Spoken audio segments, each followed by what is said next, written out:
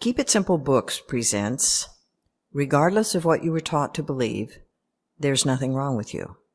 Written by Cheri, HUBER, read by the author. Forward. When I began guiding people along a path of spiritual growth, I realized that much of my role was to be an external representative of the unconditional love and acceptance they were seeking to find in themselves. I also realized early on that they didn't know what they were seeking or that I was playing that role. So we proceeded with the teacher representing the loving, structure-providing mother-father, as well as the wise, compassionate Savior who would give them peace, clarity, and freedom. Some quickly concluded that I could not give them what they were looking for and moved on to find someone who could. Others stuck it out and slowly, step by courageous step, grew to see that no one could give them what they were seeking because it was already theirs, already within them. They found that the work was to realize it for themselves. A teacher could only point the way. Over the years, I've come to see that what I'm doing as a guide is trying to get folks to turn loose the conditioning that says they're bad, wrong, and inadequate long enough to catch a glimpse of who they really are. It's only after years of learning to trust my perceptions that they begin to accept the possibility that their beliefs about themselves and their world might be less than completely accurate. Every spiritual path tells us that what we are seeking is inside us. When we're children, we learn to stop looking to ourselves to know what is so for us, and we begin turning to others to know what's right. We learn to look first to parents, then to teachers, friends, lovers, husband or wife, children, Jesus or the Buddha or God, all out there. The love, the acceptance, the approval is out there and must be earned somehow.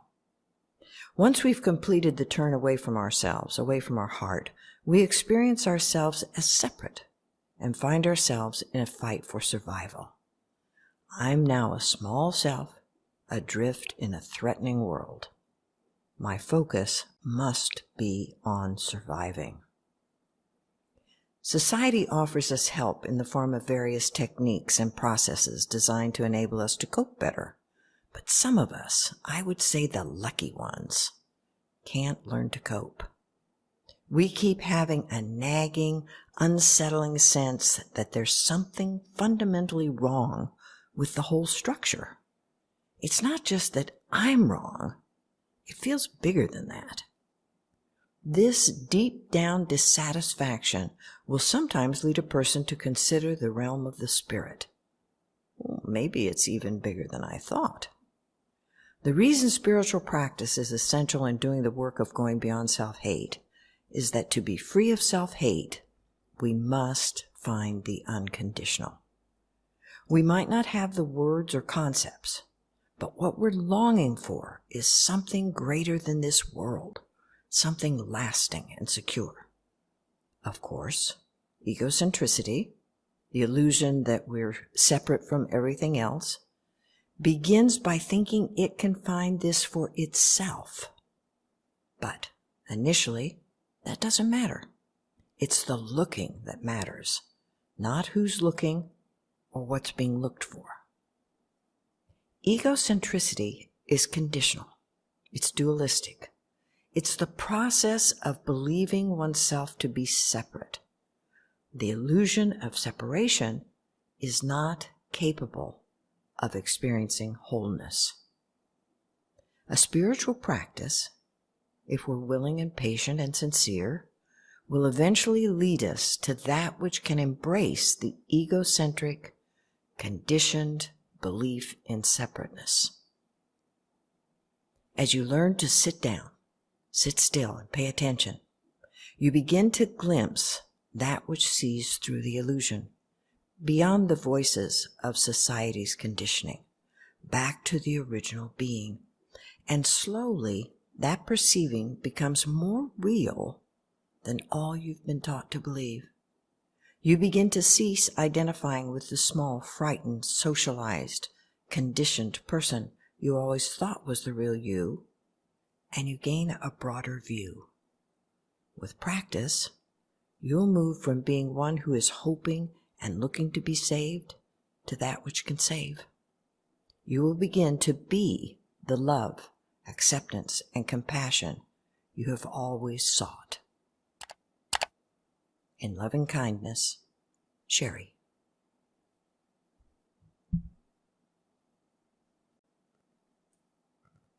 You have been taught that there's something wrong with you and that you are imperfect.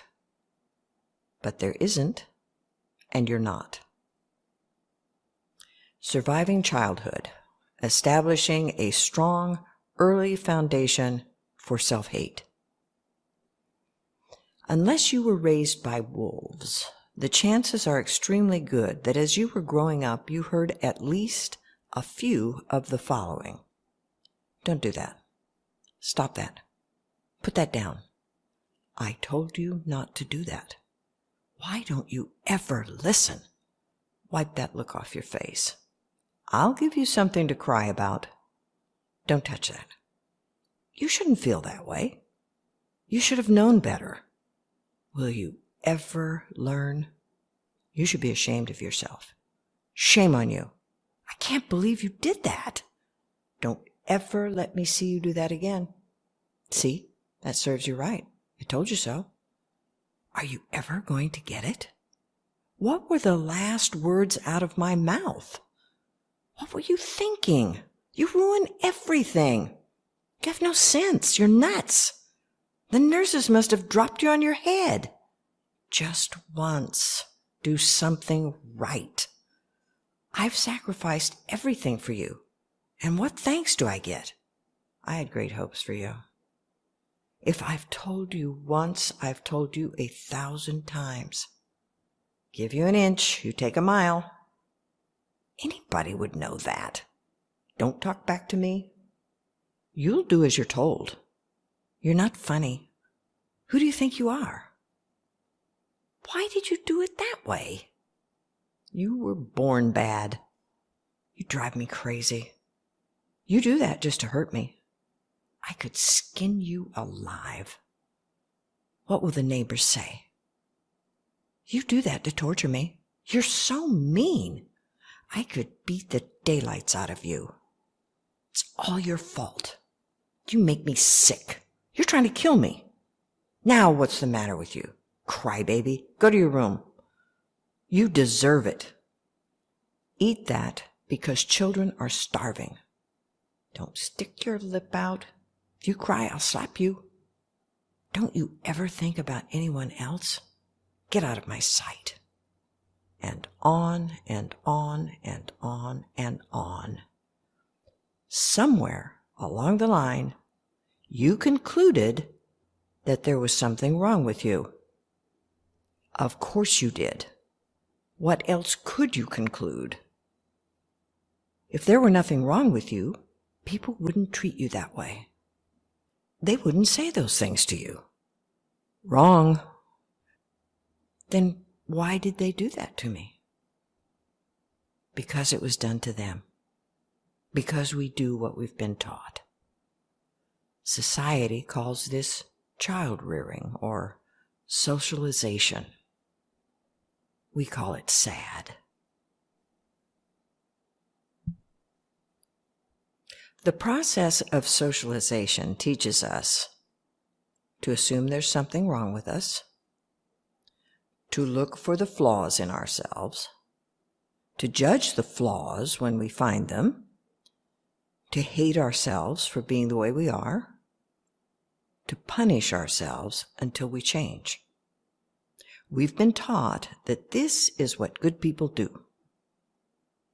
Socialization does not teach us to love ourselves for our goodness, to appreciate ourselves for who we are, to trust ourselves, to have confidence in our abilities, to look to our heart for guidance.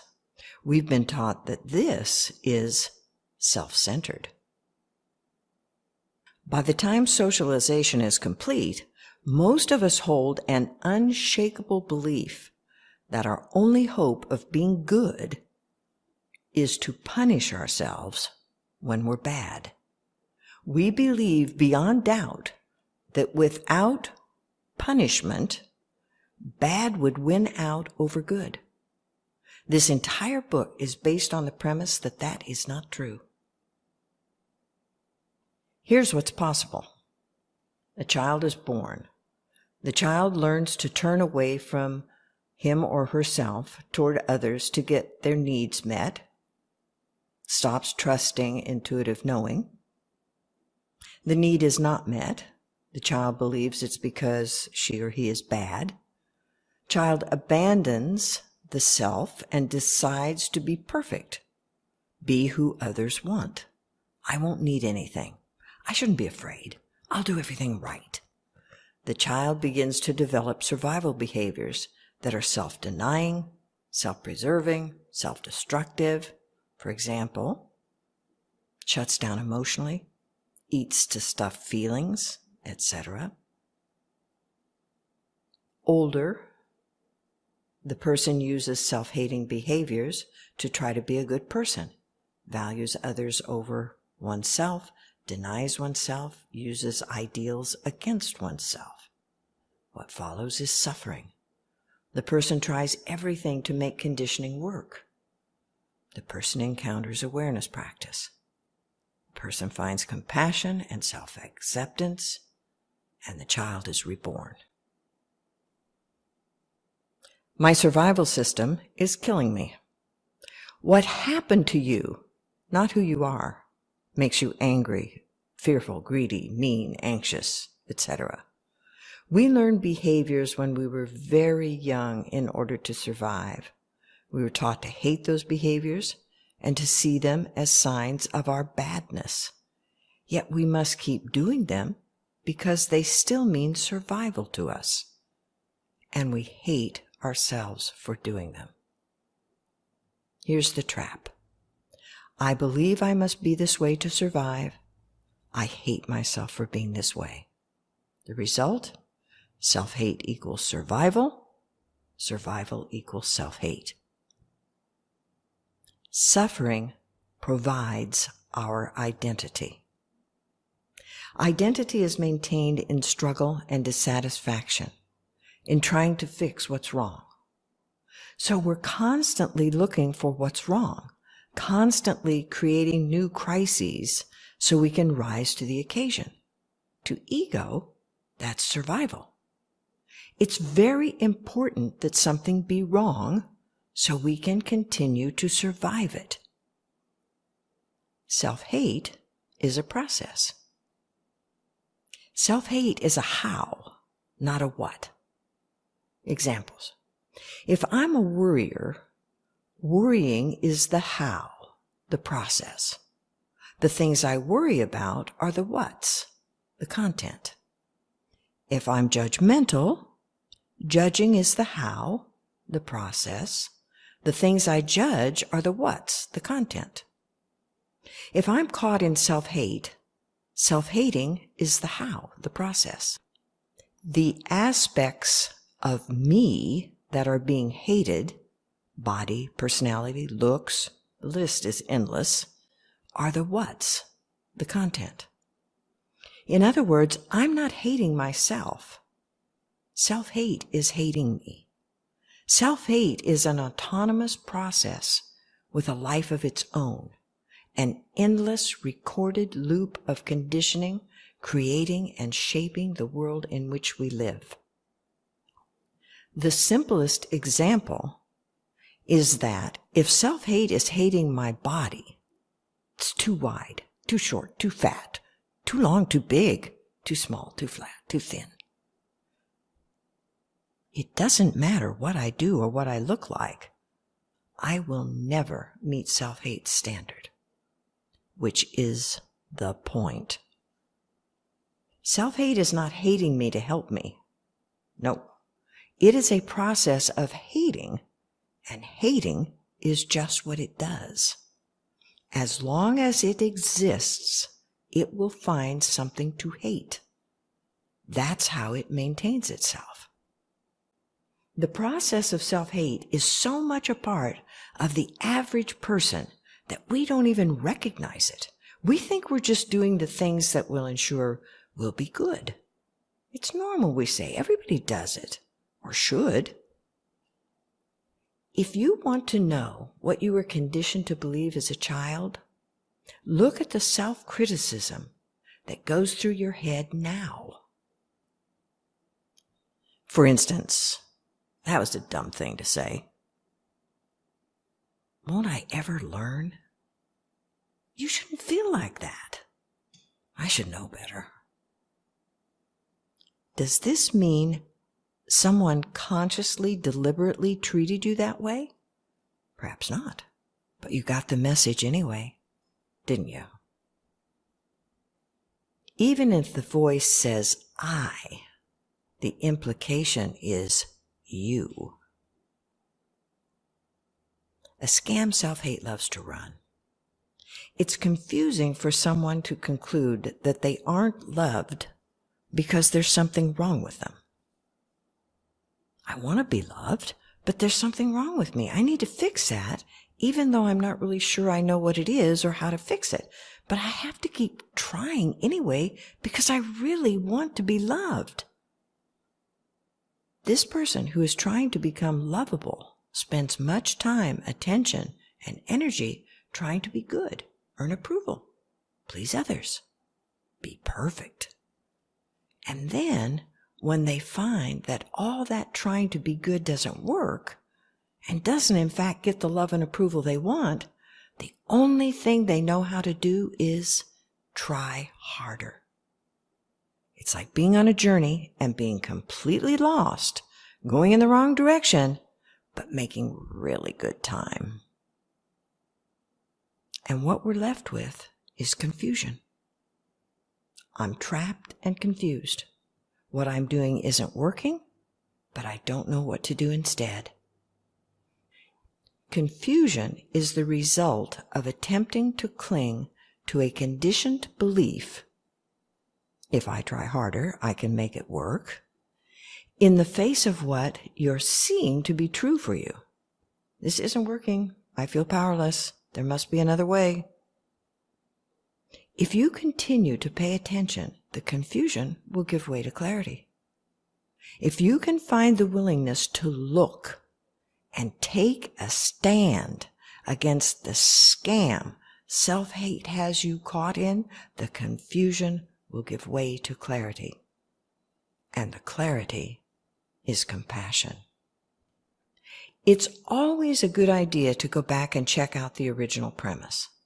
The faulty premise in this case is that if you meet the endless, changing, nebulous list of conditioning's standards, you will be who you should be, you will be lovable, and you will be loved.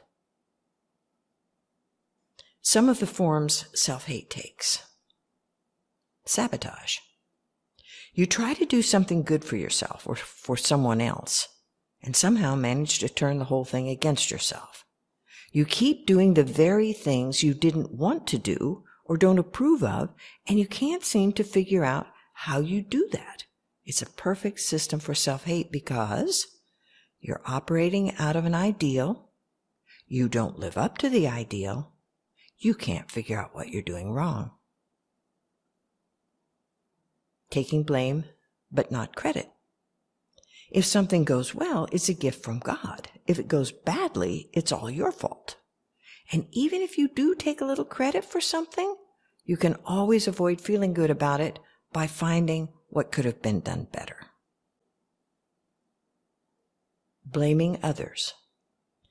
Self-hating and other-hating are the same thing. Whether you're hateful toward others or hating yourself directly, it's self-hate, and you are always the recipient. Being secretive. You don't let other people know what's going on inside you so that you can be in there being beaten. Holding grudges.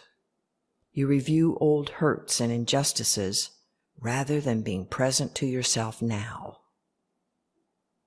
Not being able to receive. Gifts, compliments, help, favors, praise, etc. are things you have difficulty allowing yourself to have. Seeing what's wrong with everything. Your habit is to find fault, criticize, judge, and compare. Remember what is all that is. The alternate reality in which everything is as you think it should be exists only in your mind, and it exists primarily to torture you. Trying to be different, just being who you are, your plain old self, isn't enough. You feel you have to maintain an image. Attempting to be perfect. This one speaks for itself. Being accident prone. Your attention is so often focused on some other time, person, or thing that you injure yourself in the present. You don't feel you deserve your attention. Others are more important. Putting yourself in abusive situations. Even if you realize that you have this pattern, your fear and self-hate are too strong to let you break out of it. Maintaining an uncomfortable physical position. You hold your shoulders in a way that creates pain. You clench your teeth. You sit small on the bus so as not to intrude into anyone else's space. You continue to sit in an uncomfortable chair at work because you don't want to make waves. Maintaining an uncomfortable mental position. Clinging to shoulds. It's not right to be happy when there's so much suffering in the world. People should say please and thank you. Children deserve to have two parents. Some voices and gestures and actions of self-hate. A word or gesture can conjure up a whole lifetime of negativity or defeat or unworthiness. When the memories and emotions tied to that word or gesture arise, it's like having a truckload of self-hate dumped on you. I can't believe you did that. God! Said in a tone of utter disgust. A shrug of the shoulders and the words, it doesn't matter, which signals total defeat. A sinking feeling of, I've done something wrong, and a feeling of panic. What's the right thing to do now to fix it? Buying anything for anyone else, but never anything for myself. Wanting to eat something and a voice saying, can't you ever say no to yourself?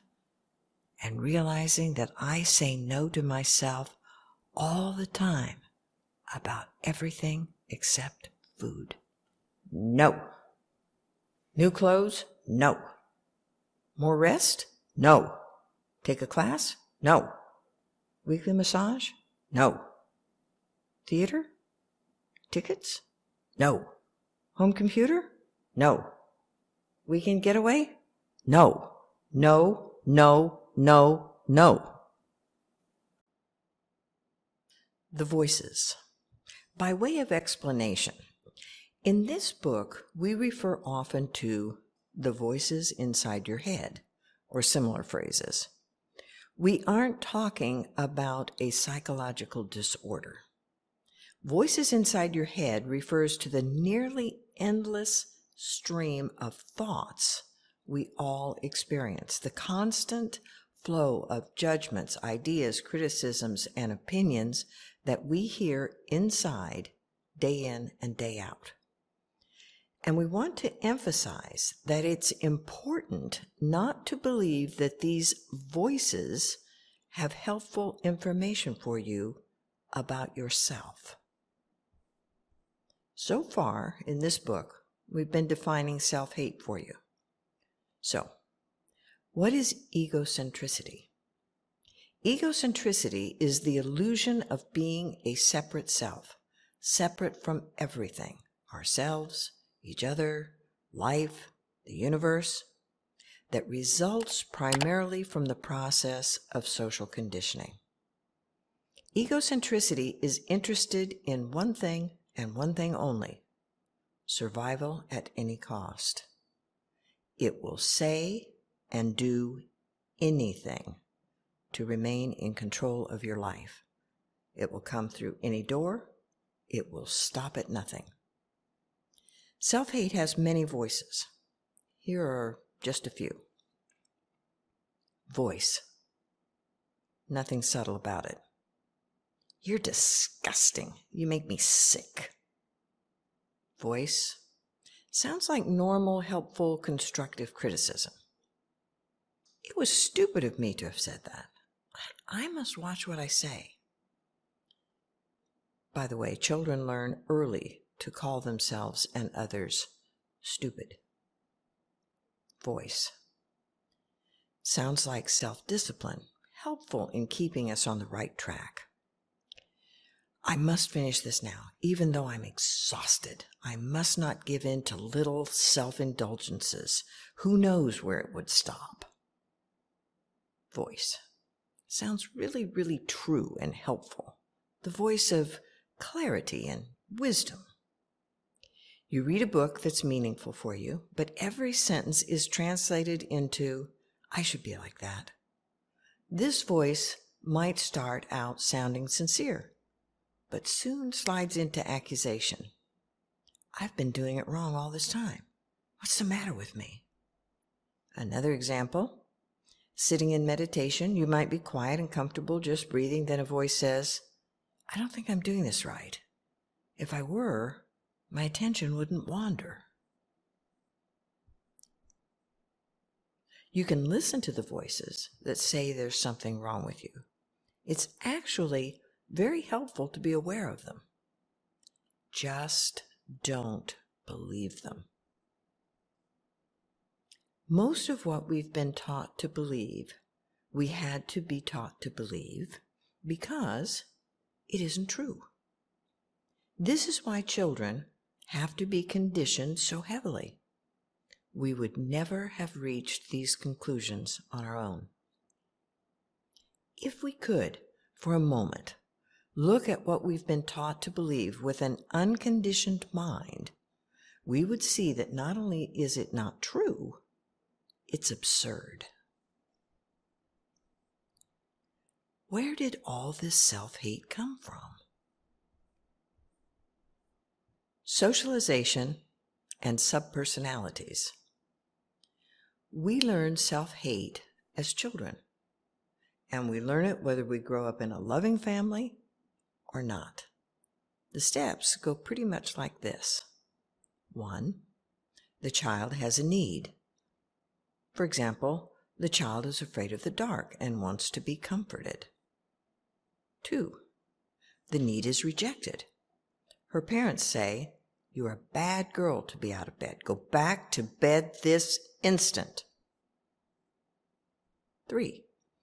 The child comes up with a behavior as a means of survival in order to get the need met. For example, being afraid of the dark, she or he will sneak a flashlight into the bed. 4. The child simultaneously identifies with the authority figure who didn't meet the need. They're right. I'm bad for being this way. And identifies with the part who was rejected. I'm afraid, and they don't love me because I'm afraid. The child, completely incapable of grasping any of this consciously, nevertheless learns to believe there must be something wrong with me. That's why they're treating me this way. It's my fault. It's not their fault. In the child's mind, there can't be anything wrong with the parents because survival depends on them. This is the birth of self-hate. 5. The child decides to be perfect, to do everything right, to be really good in order to be loved. There's no choice about this. The child's survival depends on it. They don't love me, because there's something wrong with me. I have to think of everything. If I just do it right and never let that happen again, then they'll love me. This self-talk maintains self-hate. 6. To ensure survival, the judge, as a subpersonality, is born to make sure that the child is perfect and right and good. The birth of the judge guarantees the continued existence of self-hate. This process repeats constantly up through age 7, when, it is said, we are completely socialized. After that, the judge is tenured and guaranteed a full-time job. During this process, we have concluded that needs are bad and that we're bad for having them. And, of course, we have them anyway. Why am I so needy? Student. Recently, you used the term horrible needy thing, and I realized that's exactly how I think of it. Needy is horrible. No wonder I can't let neediness come up in myself. And when I see it in others, I slam them down with the same judgment that it's horrible and unacceptable. Guide. That's an example of the conclusion we drew when we first began learning to abandon ourselves. We concluded that the reason we were being rejected was that we had a need, and having a need means you're bad. If you're bad, you're unlovable. And if you're unlovable, you won't be able to survive. So from that perspective, the bottom line is, don't have needs. Once we turn our attention outward, most of us never address the original unmet need we were traumatized into abandoning. Most of us don't know that it is that original unmet need that has been controlling our lives. The need to be loved and accepted exactly as we are.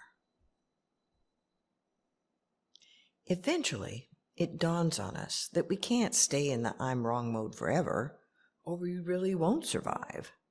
There has to be a duality formed in which I'm not wrong, they're wrong operates. The sadness is that you can live your whole life trying to prove your parents wrong, but nothing will really have changed. All your ideas about being perfect and right and good will just be in reaction to the conditioning you received from your parents. Not only will you pursue those ideas of perfection, but eventually you will have to reject them, and you'll have to reject them perfectly.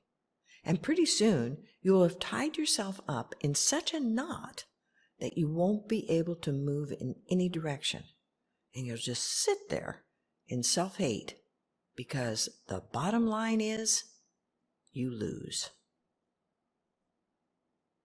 Self-hate accounting.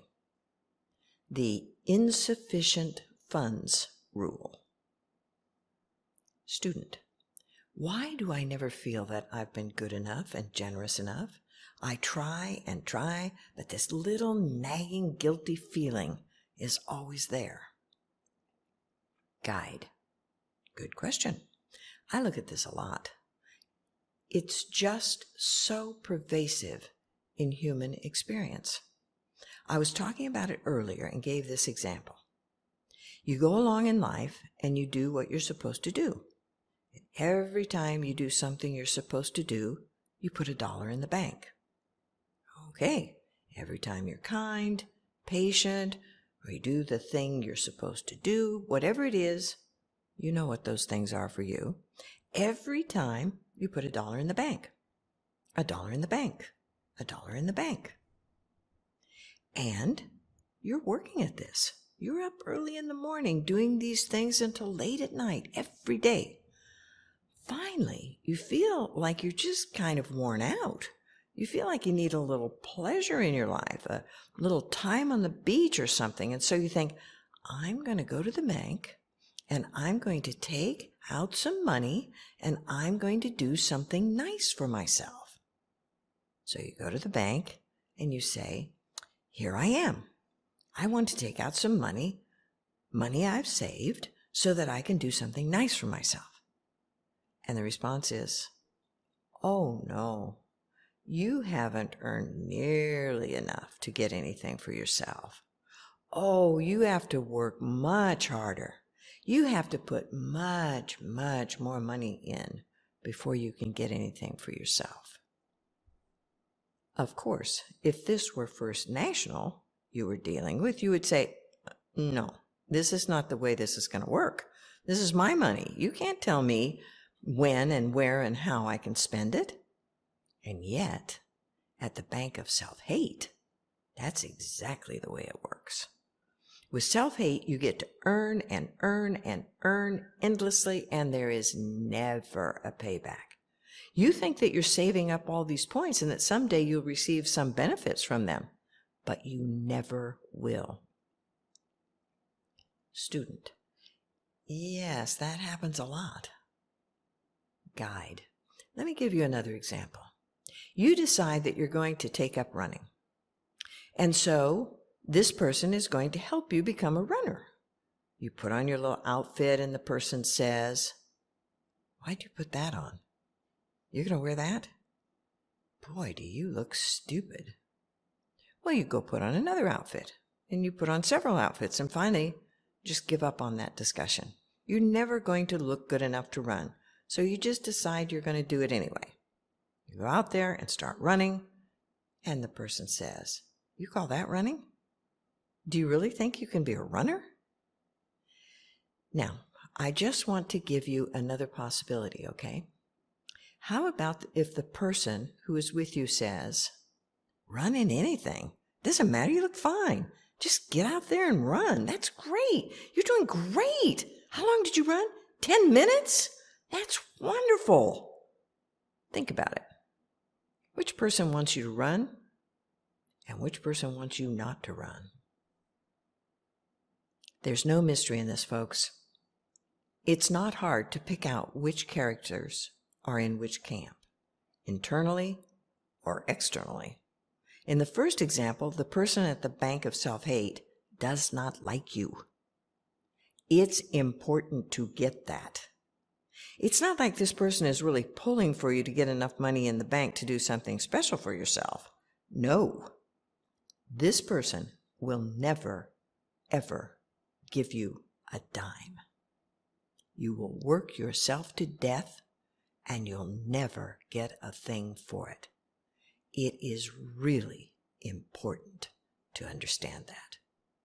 If you had a person in your life treating you the way you treat yourself, you would have gotten rid of them a long time ago. Student: you'd think so, wouldn't you? Guide: it seems so clear, but because that voice speaks from inside our own head, we're actually willing to perpetuate the illusion that this person is on our side, likes us, has something valuable to say, has some sort of merit in life. But it doesn't. It is a pathetic thing. It does not need to be in charge of anybody's life.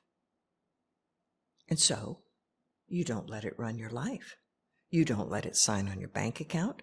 You don't let it arrange your calendar. You don't even let it cook for you. Are you with me? Student: I'm with you. Sometimes I don't see that separation.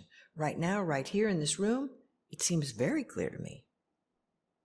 Guide: I can give you the simplest of all possible rules of thumb. Anytime a voice is talking to you that is not talking with love and compassion, don't believe it. Even if it's talking about someone else, don't believe it. Even if it's directed at someone else, it's still the voice of self-hate. It is simply hating you through an external object. It can hate you directly by telling you what a lousy, rotten person you are, and it can hate you indirectly by pointing out what's wrong out there. If the voice is not loving, don't listen to it. Don't follow it. Don't believe it. No exceptions. Even if it says it's for your own good, it is not. It's for its good, not ours. This is the same as when parents talk to you in a hateful tone of voice for your own good. It's for their good. Makes them feel better. It does not make you better, and it does not make you behave better. Here are some outrageous things I suggest about this. Anytime you hear the voice of self-hate, do something for yourself that will make it crazy. Buy yourself a present. Sit down and read for pleasure. Take a long hot bath.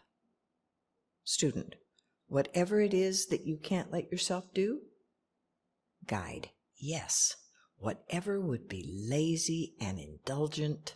Student, thoughtless, selfish, guide, yes, the more the better. It can be as simple as going for a walk on a nice day. You just keep walking until the voice is still, until it is clear that it's not in control anymore. Then, when you're ready, when you're present, go back to your regular life. Constructive criticism, not required. Let's say that you sense you've been less than kind towards someone. The voice of constructive criticism says quietly, "That was pretty harsh.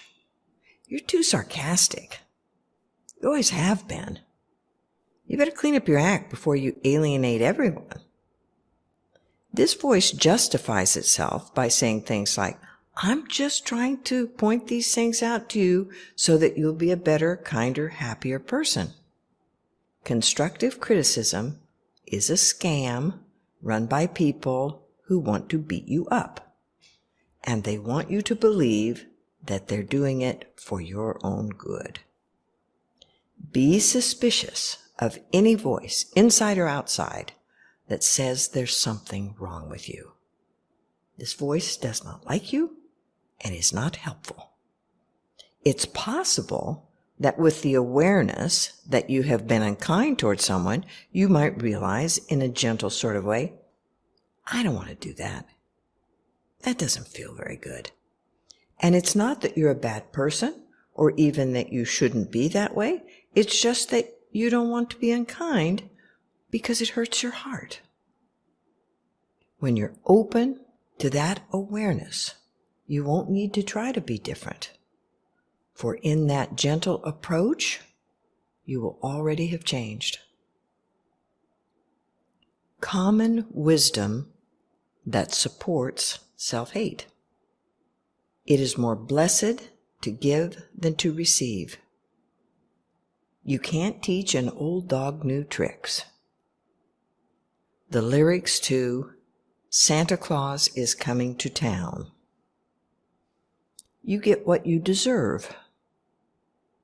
The harder you try, the better you'll do. 2 heads are better than 1. Some things are just meant to be. If you're not the lead dog, the view never changes. Children should be seen and not heard. Do as I say, not as I do. Add your own. Conflicting beliefs that maintain self-hate. Patience is a virtue. Strike while the iron is hot. I'm my brother's keeper. Look out for number 1. Neither a borrower nor a lender be. Generosity is a virtue. Carpe diem, seize the day. Save for a rainy day. Be realistic. Be imaginative. Express yourself. Control yourself. Add your own. Self-evaluation. another unhelpful idea. Self-hate is putting incredible pressure on myself to be perfect, which causes me to make mistakes because I'm so stressed and overwhelmed and miserable. By the way, it isn't actually possible to make mistakes. Investing in misery. Student, I tend to focus on punishment and not notice reward. I seem to believe that punishment works and reward doesn't. I wonder what I get from having this belief. Guide. If you believe that punishment works, then it makes sense to do a bunch of stuff you consider wrong so you can be punished a lot and life will work according to your beliefs. Student, it seems I have an investment in misery. Guide.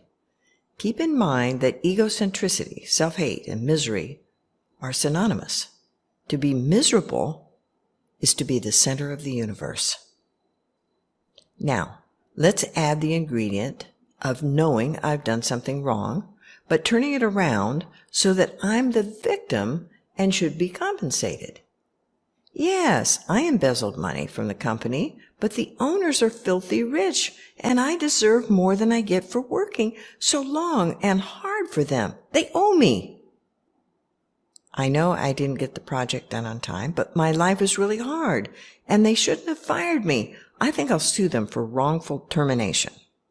Isn't that perfect? Even our misdeeds are used to ego's advantage.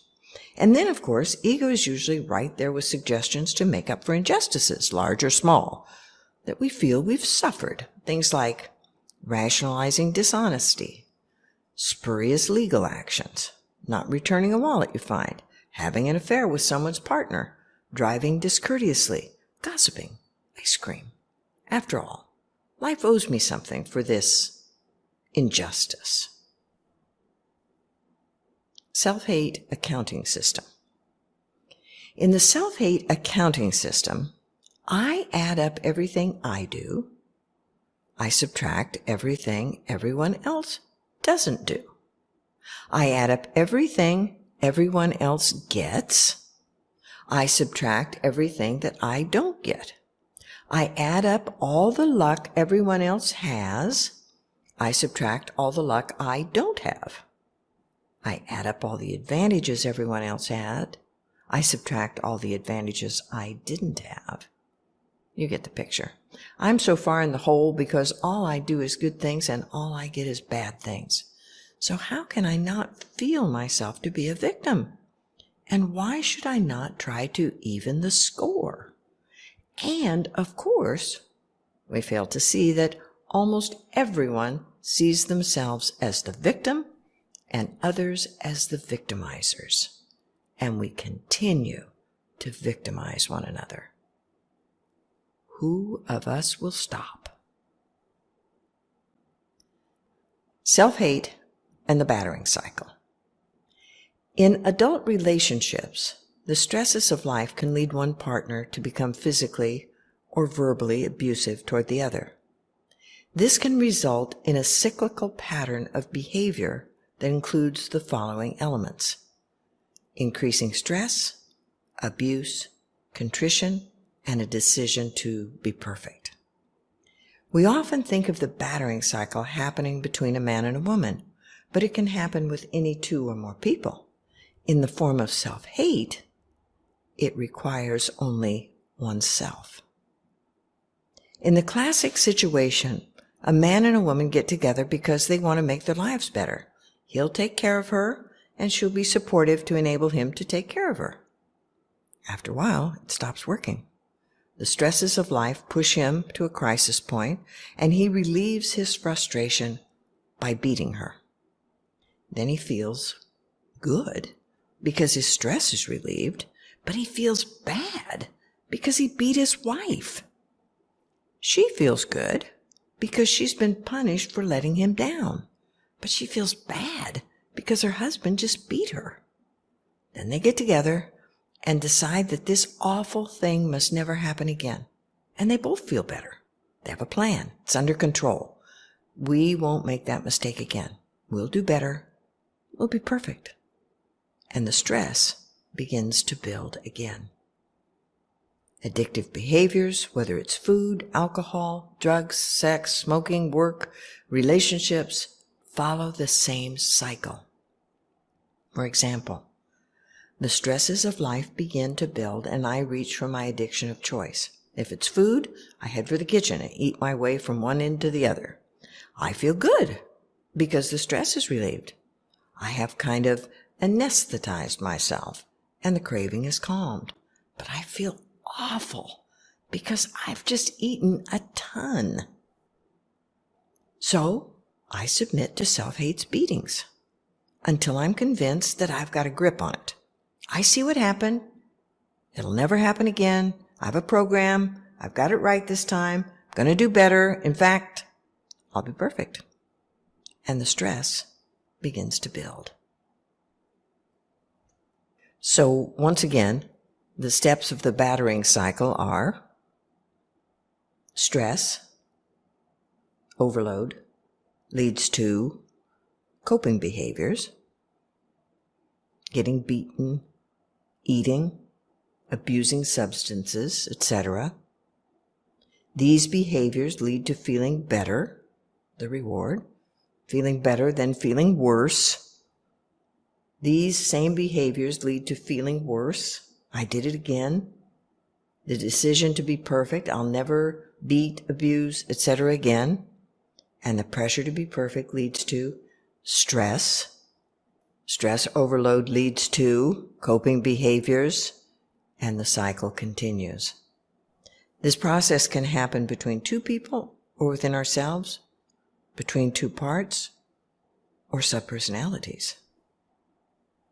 Adopting the belief that you must be perfect is the perfect setup for self-hate.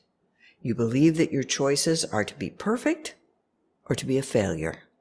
But self-hate sets the standard of perfection, and you can bet you are never going to meet that standard. If you did, if you met that standard, what would self-hate beat you with? What would it frighten you with? And if you weren't frightened, how would you be controlled?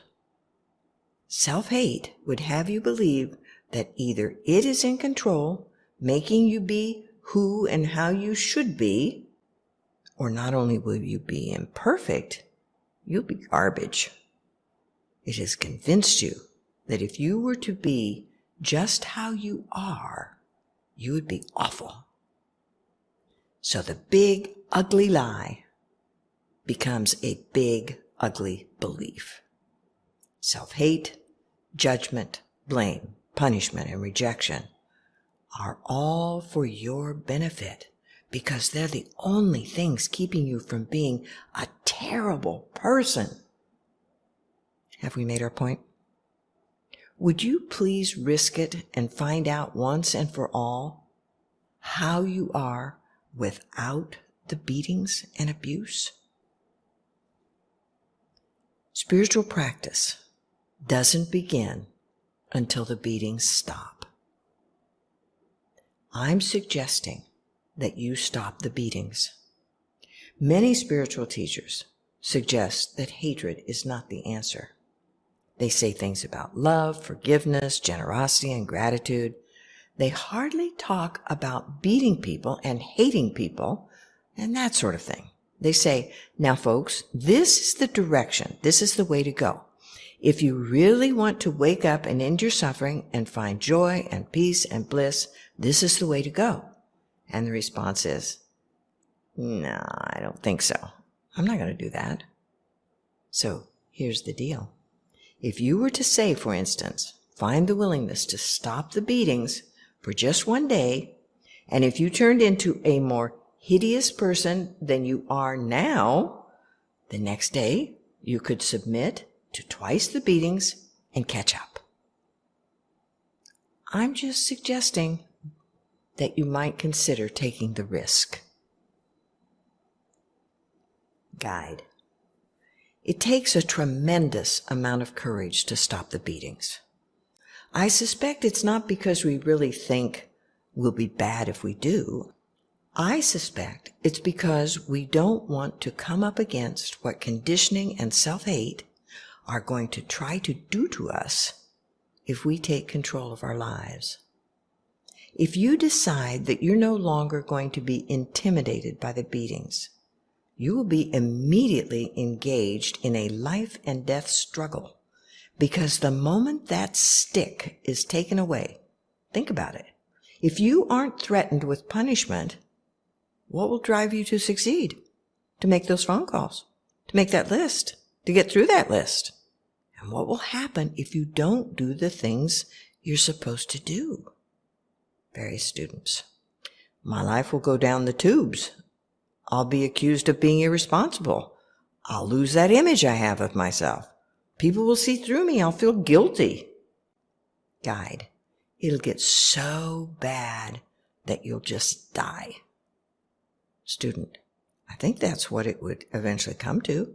If I don't do my work and don't make money, then I won't be able to pay for my house and I won't have any food. And if I follow that along far enough, I realize that I believe that all those things on the list are designed to keep me alive. And if I don't do them, the ultimate consequence is death. Guide. That's what happens, isn't it? Do this task or die. Even if it's get a haircut today. What if you found out that voice had no power over you at all? What if you didn't believe that you were going to die if you didn't do what it told you to do? Student. I think I would just do the next thing on the list. The belief is that I need the beatings. I need the fear of death to do all of these things. I believe it's that drive that keeps me working and doing things. Guide. So what would happen if you stopped believing the voices of self-hate? What would happen to you if you stopped the beatings? Another student.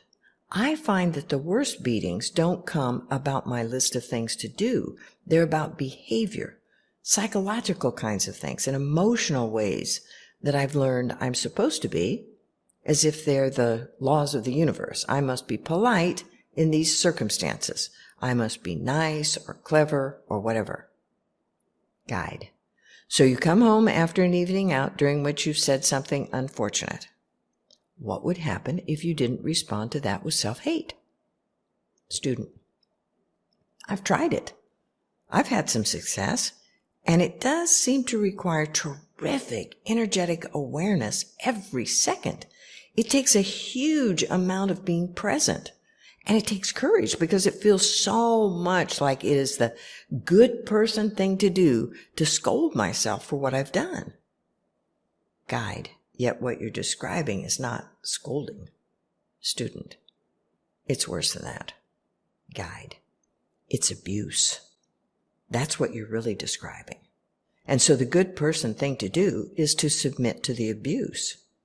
Pretty weird, huh? Student. There seems to be an element of not having control and or giving up control. If I don't get a beating, there's a feeling of spaciousness and at the same time a terror of that spaciousness. Part of me wants more than anything not to be in control, to just go with the moment, to flow with the process. Another part clings desperately to control, wants to know what's going to happen, wants to like what happens and to influence what happens. But what comes out most for me is this part of me that's just terrified. Guide, but not terrified of abuse. Terrified of the lack of it, of the spaciousness. Student, no beatings creates an uncomfortable sense of total freedom. Guide, freedom and spaciousness. That's what's there. It's also a loss of identity, because identity is maintained through this insanity we're describing. That's what keeps me at the center of the universe. That's what keeps the whole thing going. If I learn to pay attention, to be present in the moment, I can see all of this happening. Meditation. Feel the burn. If I'm practicing meditation, I'm growing daily, one hopes, accustomed to spaciousness, to a feeling of freedom. I'm practicing coming back to the present, to center. I wander off, I drop it, I come back. Wander off, drop it, come back. Over and over, I realize that nothing goes wrong and nothing happens to me. I'm perfectly fine. If you're ever going to be free, you must be willing to prove to yourself that your inherent nature is goodness, and that when you stop doing everything else, goodness is what's there. You'll never prove that to yourself as long as you are indulging the beatings, as long as you think the only thing making you a good person is the beatings. At some point, if you're sincerely going to pursue spiritual practice, you must find the courage to stop the beatings for long enough to find out that what you are is goodness. This is why we have a meditation practice, to learn to sit still with whatever is happening. There isn't anything in any of it. It's just stuff. It's just what we're hooked into, what we're identified with, what we're clinging to in order to try to maintain the illusion of ourselves as separate beings. It's all that scrambling that we're conditioned to do. Something goes wrong. Someone disapproves of us, or we disapprove of ourselves, and we go into high gear to try to make it right so that we can get everything put back together. When we sit still in meditation, we don't scratch if we have an itch. Now, this drives people crazy. I've had people say, this is demented. How could not scratching when you have an itch have anything to do with spiritual practice? It has everything to do with spiritual practice, because it's that it itches, I must scratch reaction that is at the root of most of our suffering. But you can just notice that it itches. Oh, itching. And not have to do anything about it. You can realize that you're having a conditioned reaction to a sensation. You don't have to take it personally. You don't have to react to it. If you learn once that you don't have to react that way, you're free of it. You've proved to yourself that you won't die, and you won't go crazy, and parts of your body won't fall off. You can just be there and be perfectly fine. Then something hurts, and you can sit through that. It just becomes interesting. You're not resisting anymore. It's just kind of fascinating how it hurts there, and pretty soon it hurts here, and then it doesn't hurt at all. And then you think, my leg was hurting. You're sitting there quietly, breathing in, breathing out, and this helpful little voice says, wasn't your leg hurting a little while ago? Suddenly you're in pain again. So we learn to sit still with that. Maybe you're obsessing about something. The voice says, I can't sit here. I can't stand this. I've got to get up and you just sit there. You don't react to it. Or maybe you become interested in obsession itself. What is obsession? How do I do that? What's the payoff for obsessing? Pretty soon, you lose interest in that. You become bored with it because it's not making you do anything. And maybe you turn your attention to boredom. What is boredom? How do I do that? What's the payoff for being bored? And you just sit there. Eventually, it all begins to quiet down.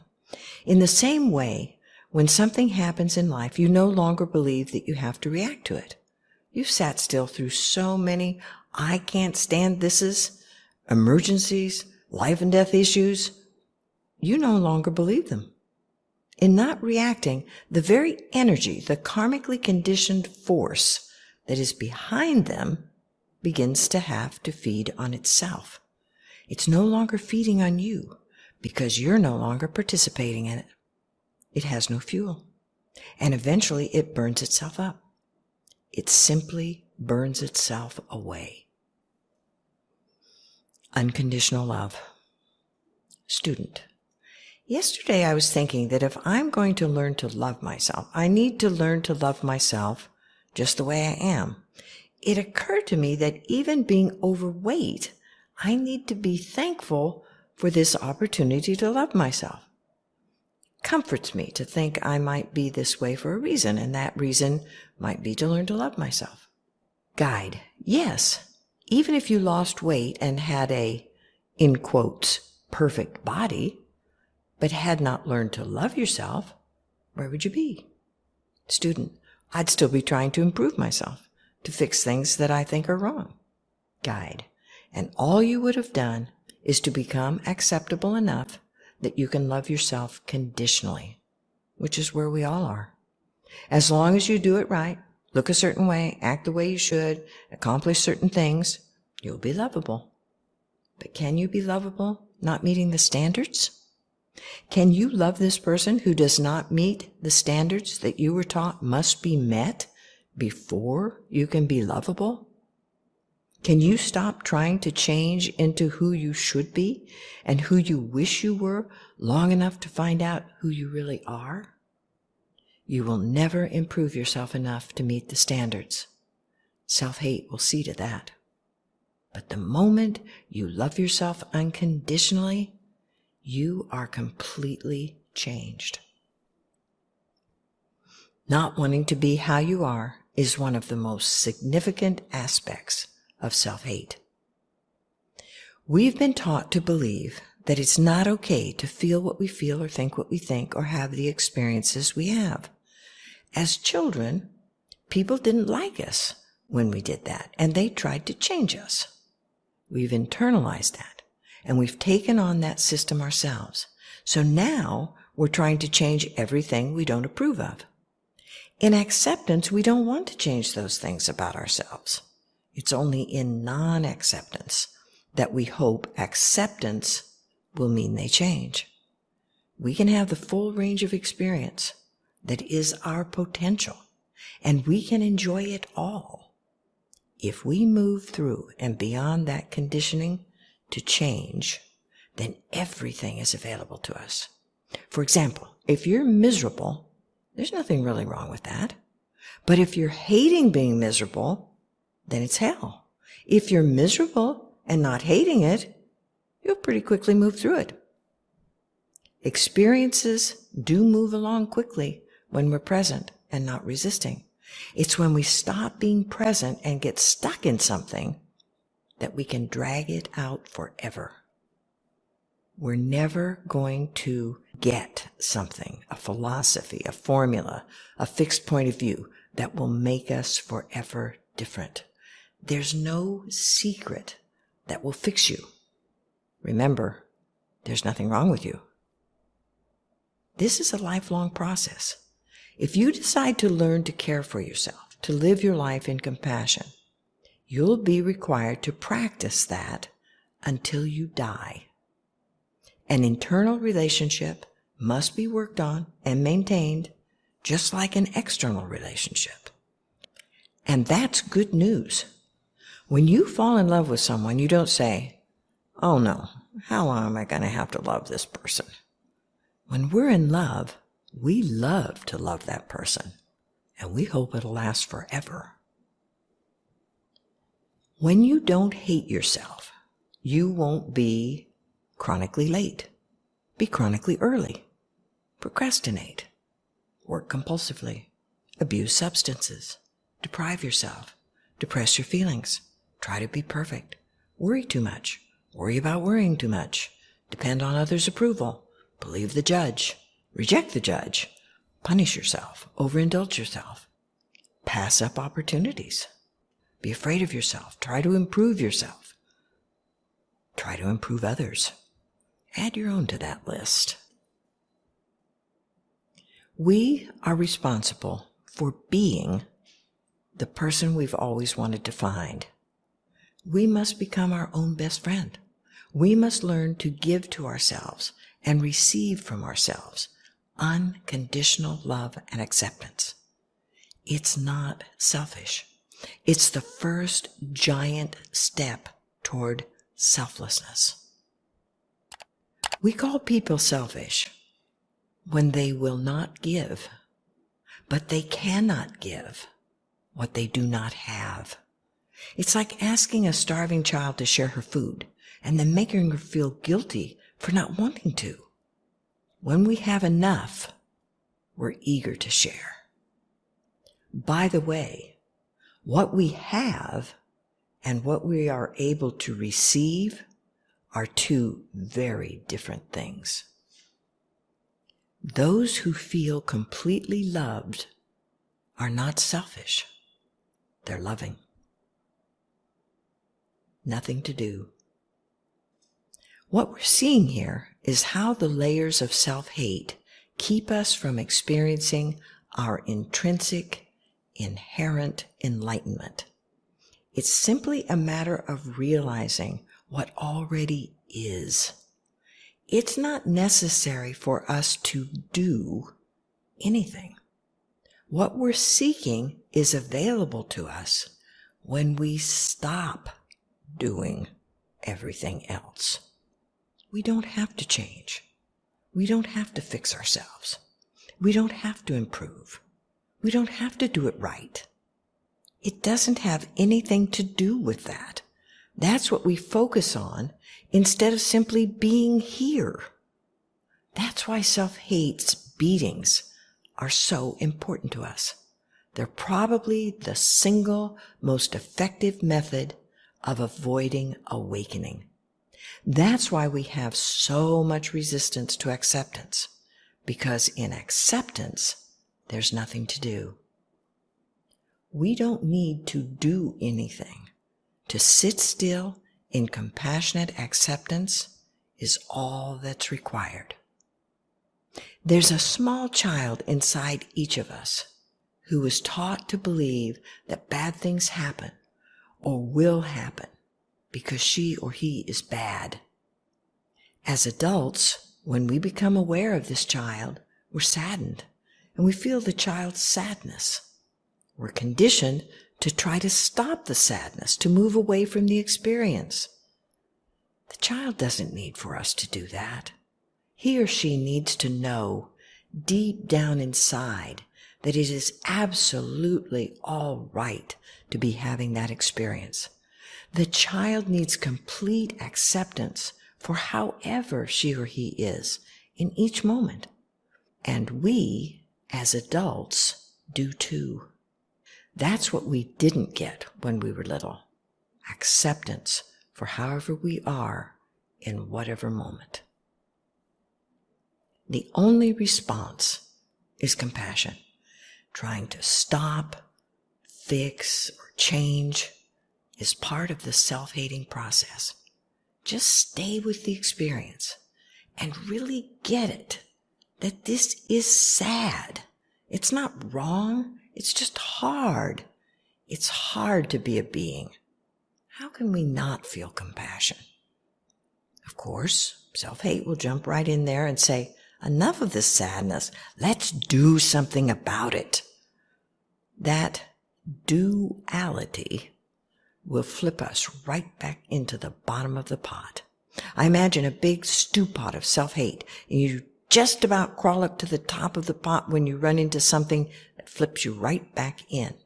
Usually this something is trying to change what you're experiencing, criticizing yourself, judging somebody else, thinking you need to change something, fix something, do something, and you're right back in the bottom of the pot of self-hate again.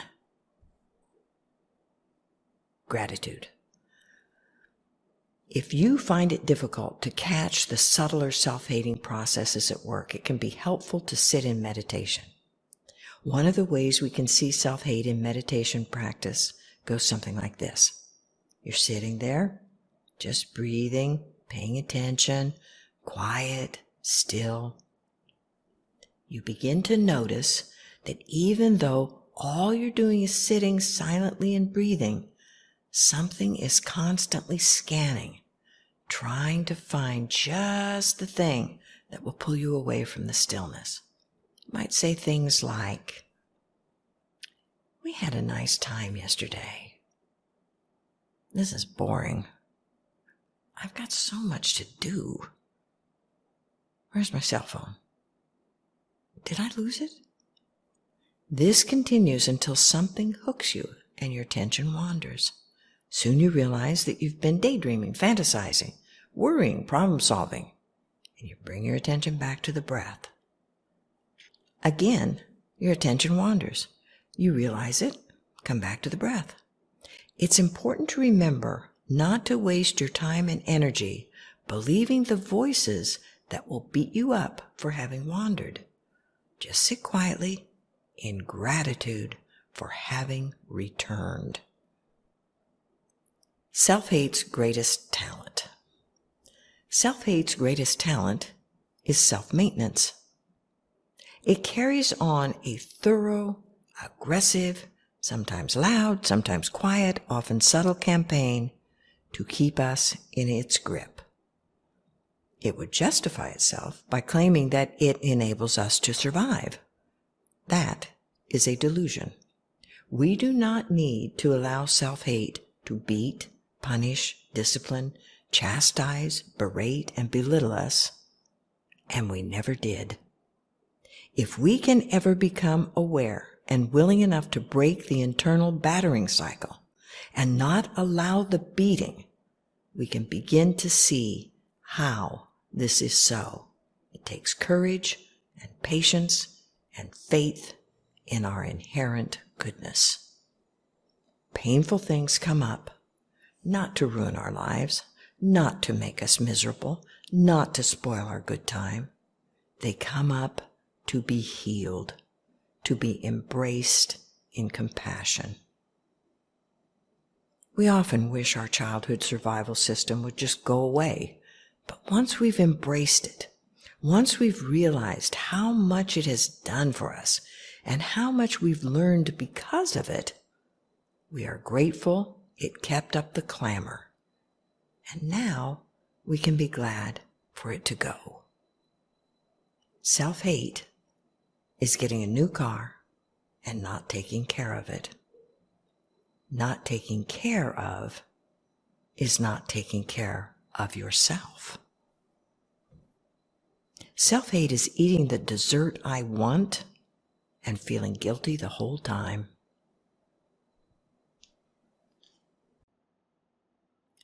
Student. Coming here today, a voice was saying, "Nobody wants to hear what you have to say." Of course, no one, including me, knew what I was going to say, but that doesn't stop that voice. Now that I'm here and I haven't said anything, the voice is saying, "You're not participating. You should be talking." Guide. So, whatever you're doing is wrong. Whatever you did was wrong, and whatever you're going to do will be wrong. Using a system like that to stay safe is like the cure being worse than the disease. Self-hate is being tortured with, "It's not fair." I look at the amount of work I do compared to my colleagues and say, "I should be making more money. It's not fair." But I'm being paid for the job I'm doing. And if I weren't being tortured with fairness, I would not be suffering. Instead, I stay stuck in this feeling that I deserve more money, more from life than I'm getting. To compound this self-hating mess, I'm paralyzed because I'm afraid to ask for more money, afraid to make waves, and I hate myself for being afraid. Self-hate and addiction. Self-hate coping behaviors make you feel better and make you feel worse at the same time. All major addictions are like this. Self-hate is the ultimate addiction. Guide. Self-hate is an addiction, and a lot of self-hate is accomplished through other addictions. I was talking to someone last night who'd been sober for 4.5 years and had gone out and had a drink. I told her that when she's no longer in the grip of self-hate, she won't need to do that. When you're free of self-hate, you don't want to mistreat yourself. It's as simple as that. With an addiction like alcohol, there has to be a time when you sit at the kitchen table with a bottle in front of you and you sit there until you know you're not going to drink. Like the old movie High Noon, you've got to go out and face the bad guy. You may get lucky or you may not, but you have to go out there for the showdown, or pretty soon the bad guys are going to run the town. You can't hope that self-hate is going to get tired of beating you up and go away, like blackmail. Once the extortion starts, it's going to bleed you for everything you've got, and then it's going to leave you for dead.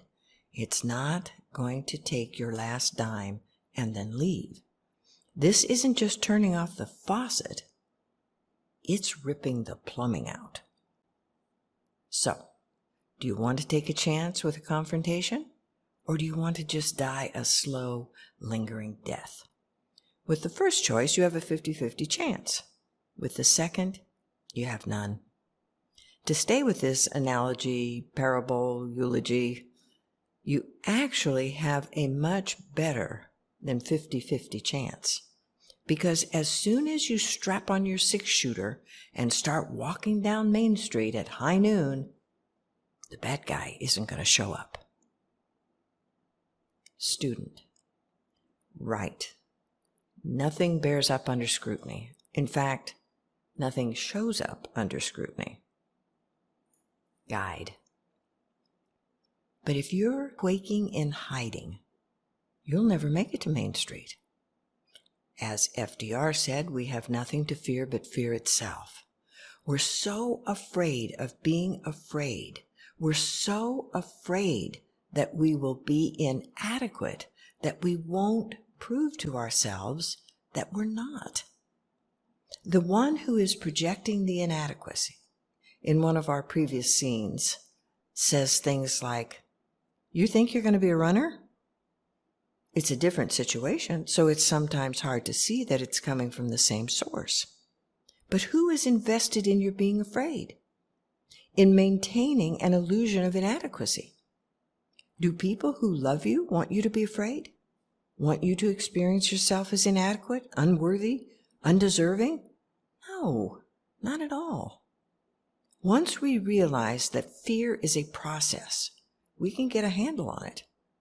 And there's nothing that's going to push you into this any faster than confronting the self-hate in the way that I've described, because terror will arise.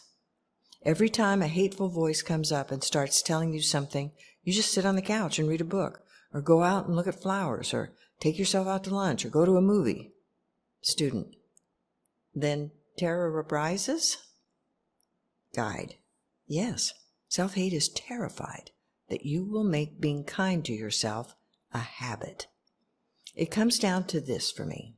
None of my heroes, and all of my heroes are religious types, ever says the important thing in the universe is to be at one with fear and inadequacy. Nobody has ever defined God as fear and inadequacy and then said, that's what you should strive for. And so, if I'm going to hold true nature, Buddha nature, God, as the greatest value in life, and on a moment-by-moment basis choose the opposite of that, then what am I doing? This is the fundamental spiritual issue. How can I go beyond this fear in order to choose wisdom, love, and compassion? Student. Yes, how does one get beyond that? Guide. For me, I go back to putting the bottle on the table. I've had times in my life of sitting on my cushion and holding on to it because that's the only way I can avoid screaming or suicide or madness, as every bit of my conditioning comes up inside of me and says what it says. St. John of the Cross talked about the dark night of the soul, and to me this is exactly what he was talking about. His image of it was God and the devil wrestling for your immortal soul. And isn't that what it feels like? And doesn't it seem most of the time like the devil is winning? Student. Yeah, it could even look like I'm on the devil's side. Guide. Yes. And so for me, and this is where I depart from a lot of the rest of the world, I really don't believe for a minute that there's something more important than that which I am seeking. I don't think there's anything more important. I don't think money is more important. I don't think security is more important, or a good reputation, or being popular, or having people like me, or anything else. I don't think there's anything more important than my true nature. So, if something is coming between me and that, I'm going to sit still until it's no longer there. I'm simply going to sit down and sit still and keep coming back to what I know is true until there is nothing between me and that truth.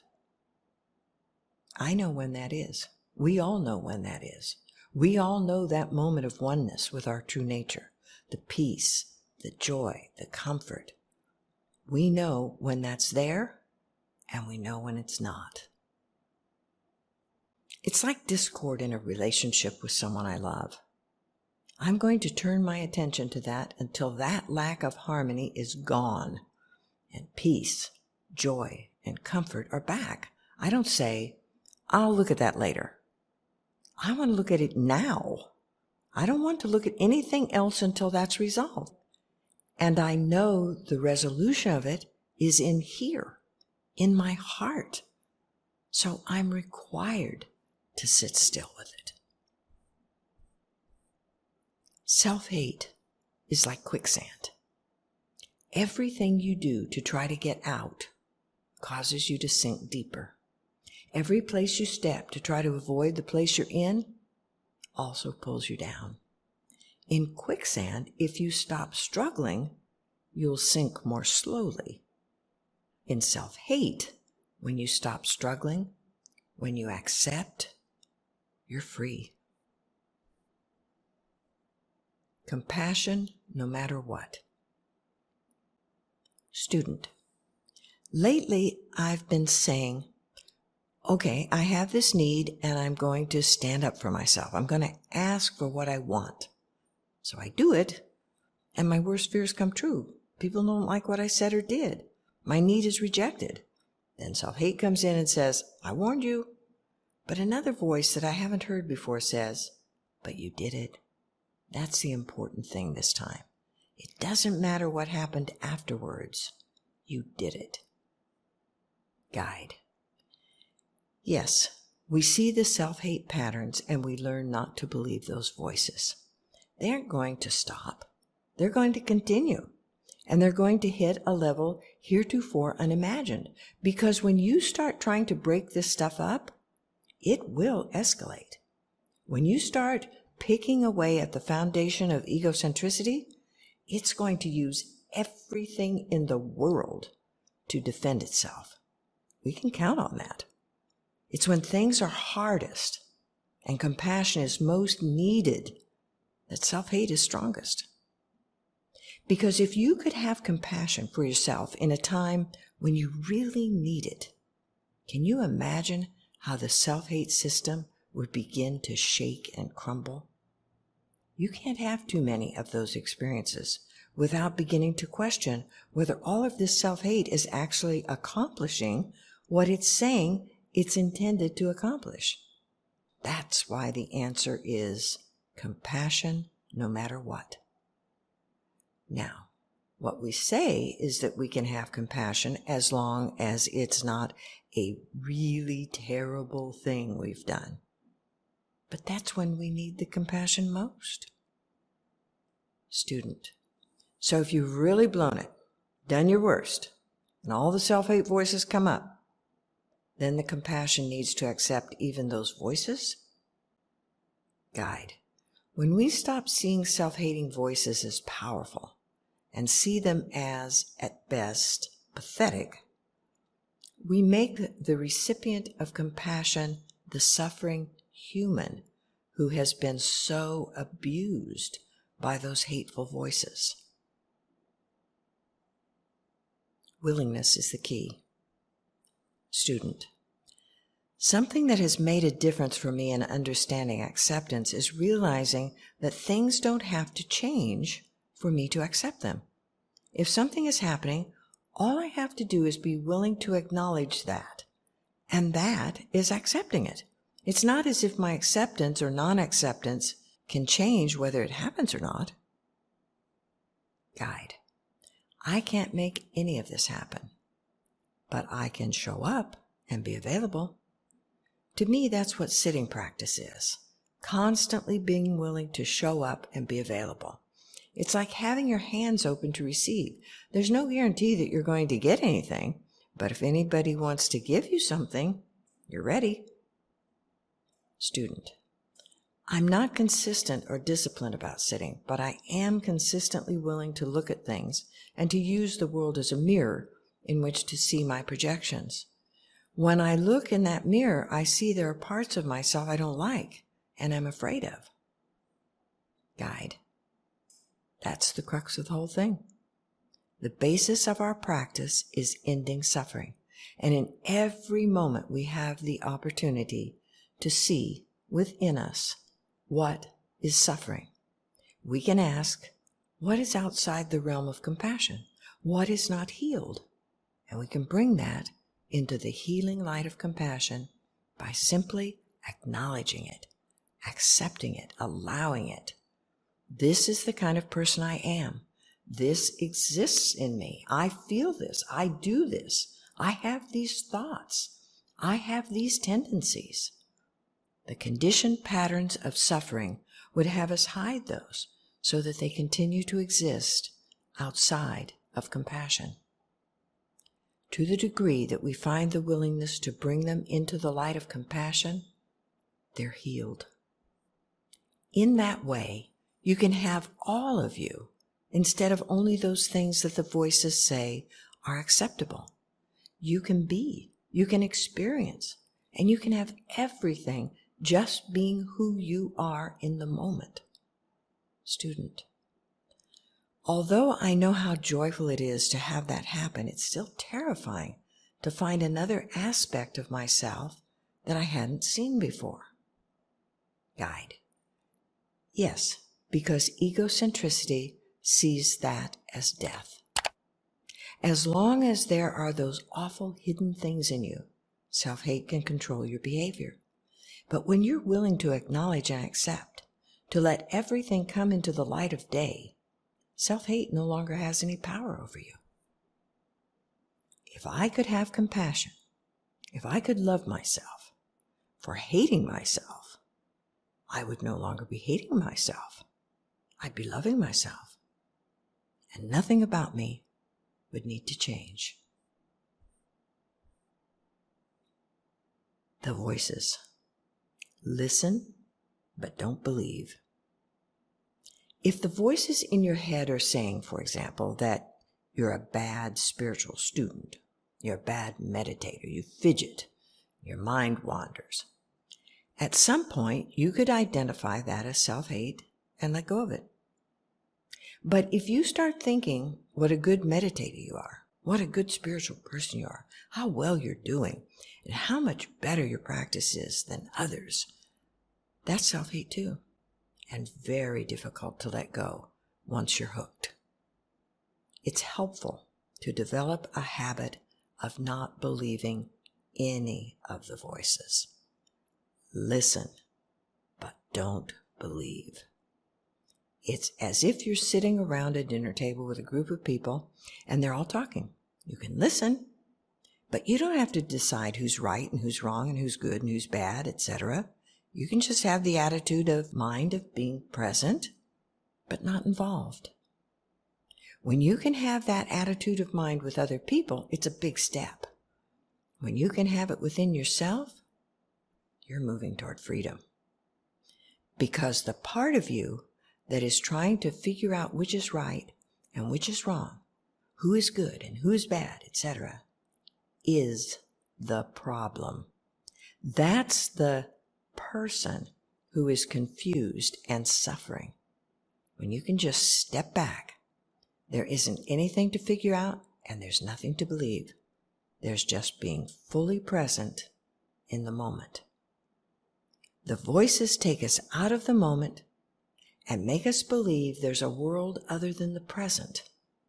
The more they can get us involved in that belief, the more we're going to believe in the illusion of ourselves as separate, and the more we're going to suffer. The less we believe, the less we're seduced. The more able we are to be in the present, the less there is someone to suffer. Learn to be present. Practice hearing the voices in your head without becoming involved and without judgment. And take it on faith that any voice, internal or external, that is saying something is wrong with you is not the voice of your heart, not the voice of God, not the voice of true nature. The reason acceptance isn't more popular is that in acceptance, there's nothing to do. In acceptance, there's nothing wrong that needs to be changed, fixed, worked on, or otherwise improved. And the simple, astounding, mind-bogglingly amazing fact is that as soon as you accept yourself exactly as you are, all those character flaws, selfish, aggressive, snobbish, shy, angry, reclusive, dependent, insecure, stressful, they begin to fall away because those flaws exist only in non-acceptance, only in self-hate. Guide. Nothing about how you are is a problem until you resist it. The problem comes into existence with resistance. Student. But what if I want to do something that's harmful? Guide. Wanting to do something and doing something are two entirely different things. There's no need to act just because you have a feeling. Student. But what if I want to act? Guide. Your questions come from a belief that you're inherently bad and that if you don't control yourself, you'll be bad. When you realize that you are goodness and let yourself live from that, being harmful, intentionally harmful, would never occur to you. If you take the most frightening thing in the world and invite it in, put your arms around it, and sit still with it, what's left to be frightened by? Self-hate. Everyone's doing it. Once I catch on to how this self-hate process works, I see that it goes on all the time, everywhere. Everyone does it. This is just how we operate. When I see this to be true, self-hate ceases to be a private secret thing I do that proves I'm a bad person. I can begin to take it less personally. At some point, now or later, you're going to have to risk being you in order to find out who that really is. Not the conditioned you, not the you you've been taught to believe you are, who you really are. And this perhaps will be the scariest, the most loving, and the most rewarding thing you will ever have done. If you're not becoming kinder, gentler, more generous, and loving, you are not doing this work. If you're feeling more burdened, judgmental, and rejected, you're doing self-hate. What is the path? We find the model on the following pages to be an accurate representation of how conditioning toward fear and self-hate keeps us from knowing our original nature. At the center of concentric circles, we have true nature. The next layer is fear. The next layer is self-hate. The next layer is personality.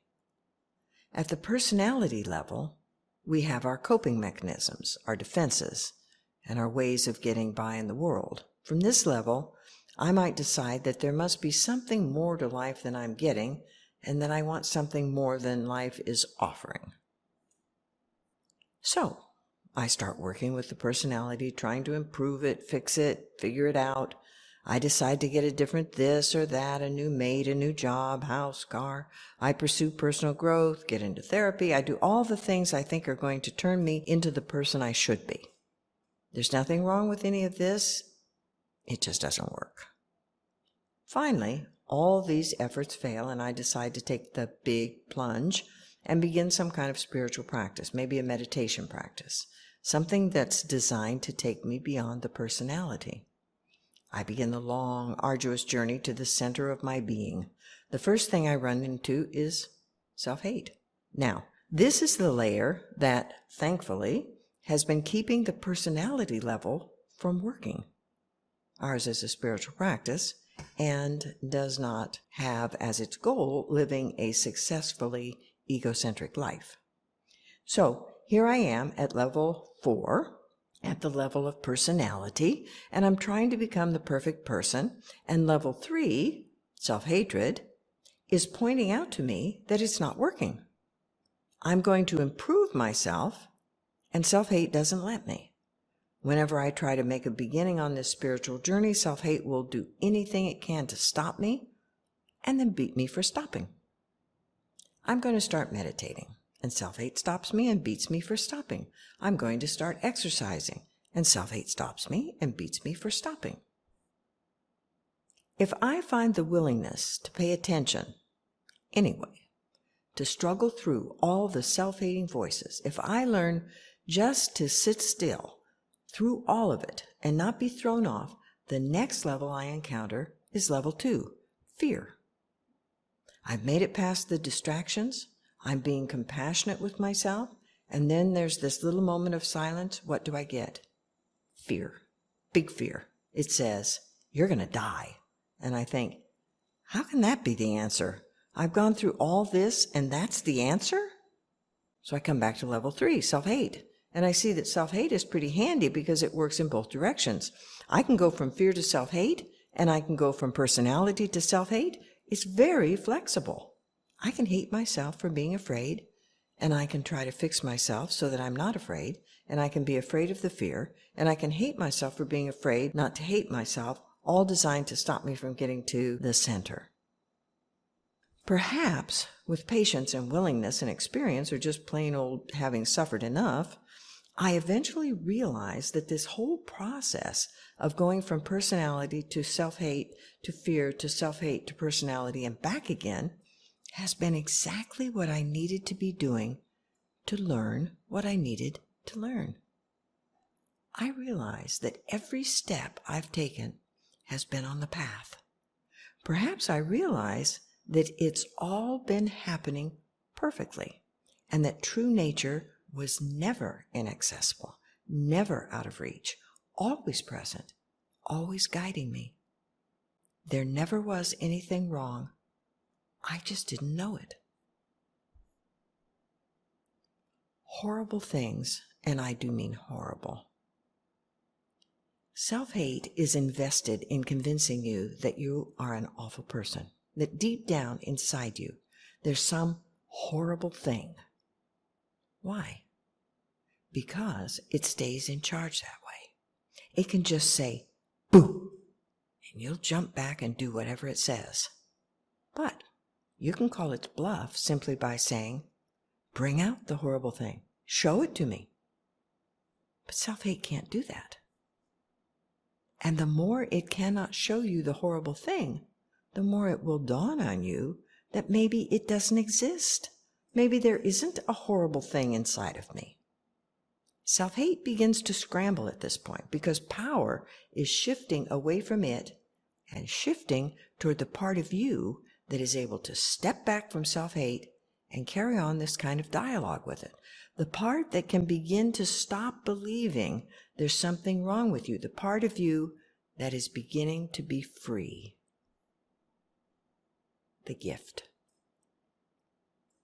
I maintain my identity by not looking at myself. This system, this identity, cannot hold up under scrutiny. Nothing can. So, right before I begin to see myself, my conditioned identity, ego goes on the defensive and the voices start. I'm bored. This is stupid. I don't need this. I can't do this. This doesn't work for me. I've got too much to do. It can sound as if we see self-hate as an enemy, but we don't. Gandhi talked about his political opponents as teachers. For to have worthy opponents is a blessing. They will force you to be the best that you are. That's the spiritual gift that self-hate is for us. Regardless of what you were taught to believe, there never was anything wrong with you. Guide. Okay, let's hear some self-hate. Answer this. What's wrong with you? Group. Everything. I can't figure out what's wrong. I can't get it right. I'm never serious. I'm ungrateful. I'm critical and judgmental. I'm hellbound. I'm angry. I'm never going to get what I deserve. I'm not a team player. I'm a wimp. I'm closed. I can't be trusted. I'm a phony. I'm lazy and self-indulgent. I'm careless. I'm too serious. I'm a coward. I can't get with the program. I'm never satisfied. I don't pay attention. I talk too much. Too slow. I'm a quitter. I don't think enough. I can't keep up. I'm not good enough. I'm selfish. I'm mean. I'm unfriendly. I'm unworthy. I'm unlovable. I'm dishonest. I'm proud. I always have to be in control. I can't talk right. I'm stupid. I'm out of control. I'm too emotional. I'm too sensitive. Guide. As you were answering, I watched people grow younger and younger. You were taking a quick trip back to childhood. The voices changed, the body language changed, the energy changed. Suddenly I was sitting in the room with a bunch of small children, and they're very dear. Self-hate uses self-improvement as self-maintenance. As long as you're concerned about improving yourself, you'll always have a self to improve, and you'll always suffer. It's no wonder we feel inadequate. Self-hate encourages you to judge and then beats you for judging. When you judge someone else, it's simply self-hate projected outward. Then it's all turned back on you, and you get a beating for judging. We call this heads you lose, tails you lose. The worst thing that could happen. Student. Belief in fairness is such a setup for self-hate. If life were fair and things were balanced the way they should be, this wouldn't be happening to me. It's easy to go from there to, I must have done something wrong. It's that old, why do bad things happen to good people? I guess there aren't bad things and good people, just things and people. Guide. And that's frightening, isn't it? Because it means that we have no control. If anything can happen to us, in spite of our best efforts to make things go the way we want, where does that leave egocentricity? One of ego's threats is, if you don't do exactly as I say, something awful is going to happen to you. If you believe this threat, the worst thing that can happen to you has already happened. Student, what is this worst thing? Guide. Believing in inadequacy, believing that you're not equal to your life, turning away from your true nature, your heart, from life. It's really quite miraculous in the face of all of our conditioned fear to be willing even to consider sitting still with ourselves. We work and work to uncover the layers of our conditioning, and when we see what we've uncovered, our reaction is, oh no, not that. I don't want to see that. What did we think we were going to see? We must remember that this is the layer of stuff between the one who is seeking and that which is sought. It's what keeps me from me. We've been taught to hate it and fear it so that we'll be too frightened and disgusted to look at it. It knows that if we ever do, if we ever get back to our unconditioned selves, the jig is up. Getting back to who we really are means no more self-hate, no more illusion of separateness, no more egocentricity. That's why it's so hard, and why almost no one ever does it. Egocentricity is very powerful and very clever and very determined because it thinks it is fighting for its life.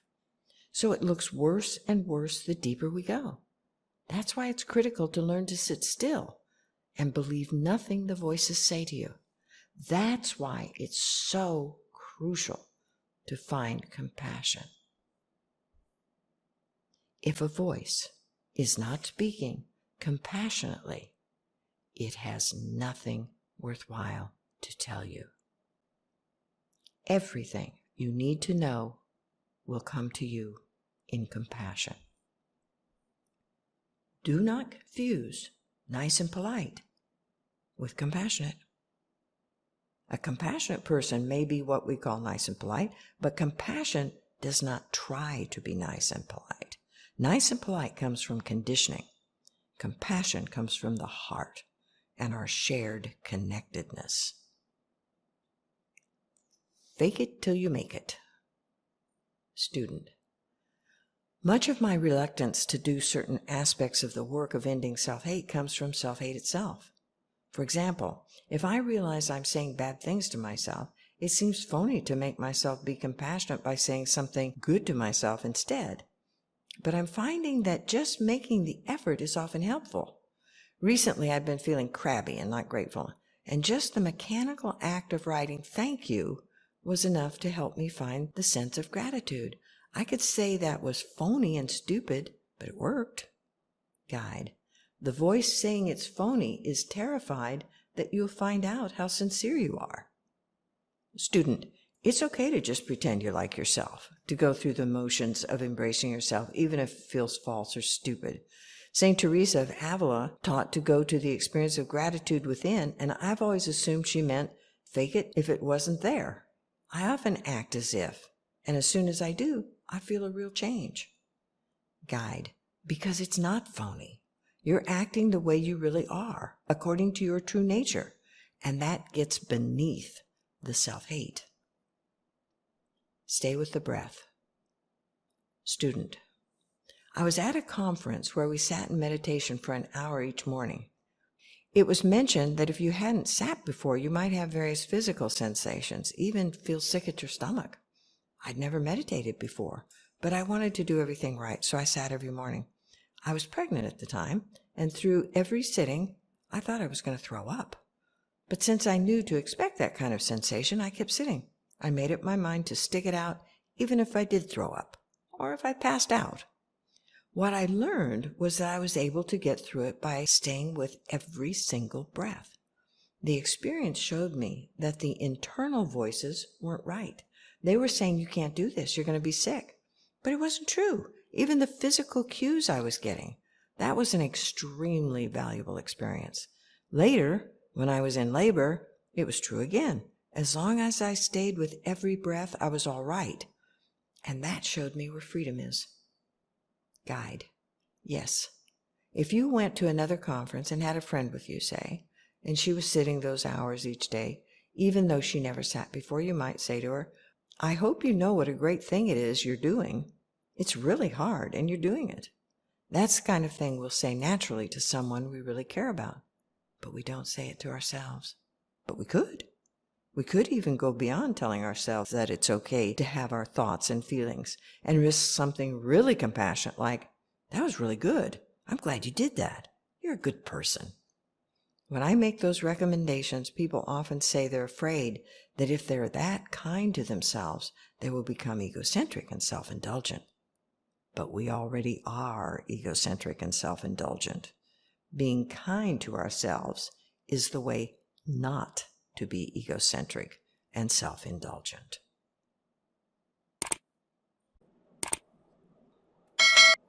It's okay to feel afraid? Student. I found it very helpful in meditation to tell myself that I love myself. At first it felt sort of phony and ridiculous, but I decided to keep at it, and the results have been amazing. Sometimes I've been in terrible mental states, and the idea of loving myself will come up all by itself. It's brought me to tears at times because the compassion is right there. I've practiced verbalizing I love you to myself, and as a result, those words will just arise. guide. The fact that we see it as phony and ridiculous tells us that egocentricity is doing the judging. From a centered place, you would never see loving yourself as phony and ridiculous. Only ego would add those labels. Calling it phony is self-hate. It's ego trying to get you to believe that loving yourself is an experience that you don't know. That's why I like this process of reassuring myself that I do love myself. An example of acceptance and loving kindness for the self in daily life could be something like this. Let's say that I've identified that I'm afraid. I could say, I'm a brave and courageous person, but that's not going to do any good. Or I could say, it's okay to be afraid, and begin to focus on what this fear is. What is fear?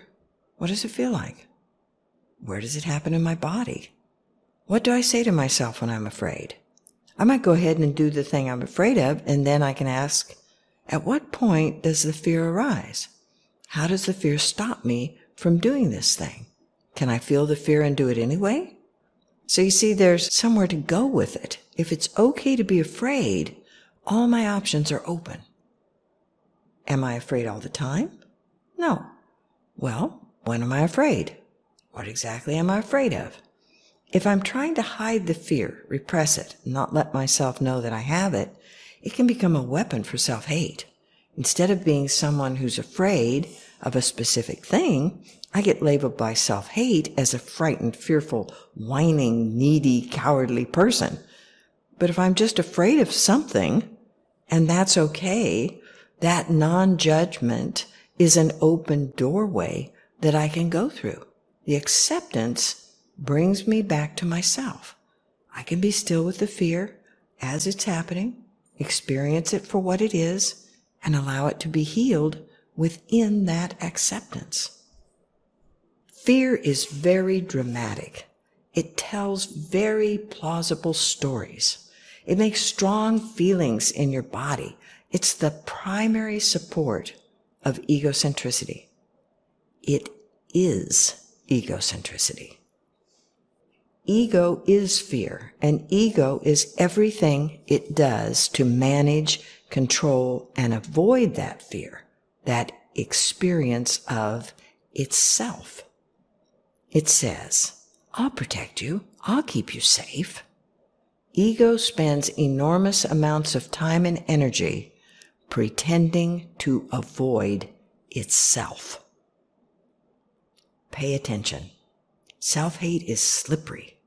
It'll even say things to you like, you shouldn't believe the voices of self-hate.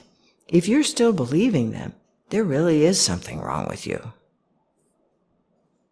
I'm not here to become an acceptable person. I am here to accept the person I am.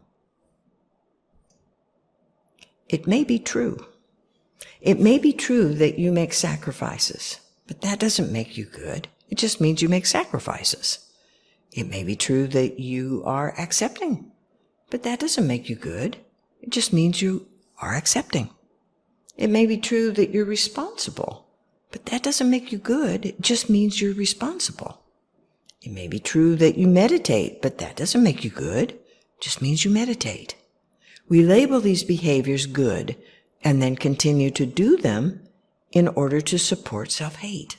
Perhaps doing in order to be good is what keeps you from realizing that you already are good. It may be true that you gossip, but that doesn't make you bad. It just means you gossip. It may be true that you tell lies, but that doesn't make you bad. It just means you tell lies. It may be true that you're impatient, but that doesn't make you bad. It just means you're impatient. It may be true that you are sarcastic, but that doesn't make you bad. It just means you're sarcastic. We label these behaviors bad and then continue to do them in order to support self-hate, believing that what you do determines who you are could be the real reason for continuing the behaviors. It's a lose-lose game with self-hate. If I feel good, I have to pay the price because it's not really okay to feel good. If I feel bad, I have to pay the price because it's not really okay to feel bad. But I could make a mistake. Student, I've heard you say that it's not possible to make mistakes. I'm having some difficulty understanding this. Would you say more about it? Guide, whatever it is that I'm doing, if I pay attention to it, I'm going to learn something, and I'm going to benefit. Look at your son, Evan, learning to walk. At what point should he have considered himself a failure and given up? All of the times he pitched over on his head or fell back on his bottom, those were not successful from the definition of walking, yet they were not unsuccessful either. They were just part of the process of learning to walk. If we want to wake up and end our suffering, and if we're paying attention to how we cause ourselves to suffer, we're going to learn from everything that happens. For example, I'm going along in life working diligently towards something, and it doesn't go the way I want it to go. If I'm willing to pay attention, not getting what I want is very helpful. Why didn't I get what I wanted? Why wasn't I in control? What went wrong? Who's to blame? What should I have done differently? Maybe I should try harder. Well, now there's a classroom for you. If you were to see clearly all your conditioned beliefs about getting what you want, control, wrong, blame, should, trying, you would have a level of clarity that would make your life simple and enjoyable in a way that you cannot now even imagine. You would have a level of freedom available to you that you would never find if everything went the way you wanted to for the rest of your life. Failure, making mistakes, the person who is agonizing over, should I take that job in Hoboken? As if transportation only goes in one direction. If you take the job and that's not where you want to be, you're doomed to stay there forever. It's not possible to say, oh, I don't like Hoboken, and leave. It becomes life and death, all or nothing. This reminds me of early Ram Dass with questions like, should I cut my hair? Should I lose my virginity? Should I read Mayor Baba? For us, I suppose it would be, should I read Rajneesh? And of course the answer is, risk it. But the attitude of mind that is focused on this sort of thing has already failed. If you're afraid of making a mistake, you've already made it. You're already in as bad a place as you can be in. Everything after that is getting out. This kind of information is not well received by self-hate, because what would it beat you with if it weren't possible to fail? If there were no such thing as a mistake, if you couldn't do it wrong, and if there were nothing to beat you with, where would the control come from? What would maintain the fear? What would maintain the anxiety and the inadequacy? And the questions that follow those are, what would maintain egocentricity? How would you know who you are? How would you know who you should be or what you should be? It's only the illusion of a separate self, something that believes itself to be outside of life and living in other than the now, which is the only reality, who could believe it's possible to make mistakes. Because in fact, there isn't anything going on other than what is. It's only in some imaginary parallel universe in which this is what did happen, but that is what could have happened, that kind of alternative seems plausible. In this universe, there's only what is. Everything else is delusion. As far as I know, it's only when we hold the notion that something happened this way, but it should have happened that way, that we can say, I had this experience, but that's the one I was supposed to have. I don't think so. Student, From the perspective of the part of me who believes in failure, none of what you're saying makes sense. And yet, what you're saying makes sense. Guide. That's why, when we look at these issues, it's very helpful to come back to center, to the present moment, to look at them, because self-hate is invested in failure. The payoff for failing? As long as you fail, you get to keep trying. So you have to do it again. I don't have it quite right, so I have to do it again. Student, how could that be a payoff? Guide, it maintains egocentricity, my place at the center of the universe. The whole universe is hinged on, will I succeed? I will say again what I've said so often. The reason acceptance, simply accepting what is not more popular is that in acceptance, there's nothing to do. Egocentricity is doing. And remember, self-hate, egocentricity, fear, the illusion of separation is ultimately concerned with only one thing, maintaining itself. I suspect we focus on learning from our mistakes, which means being beaten up over them, because that keeps us from paying attention to what we are doing now. Remember, as long as you're out of the moment, self-hate is in control. Non-acceptance is always suffering, no matter what we're not accepting. Acceptance is always freedom, no matter what we're accepting. A definition of suffering: trying to get and hold on to that which we like, and trying to avoid and eliminate that which we do not like. Whatever is struggling or discontented or suffering or afraid is that which needs to be accepted. Life is very short. We don't have time to be frightened. We don't have the luxury of allowing fear and hate to run our lives. This is it. Self-hate and the illusion of control. We're tense and stress-filled, trying to control life. We tense up, hold on tightly, and feel that we're making something happen. Making what we want to happen, happen. Or we're keeping something from happening. We're keeping what we don't want to happen from happening. If, in fact, by tensing up we could control life, we'd be foolish not to.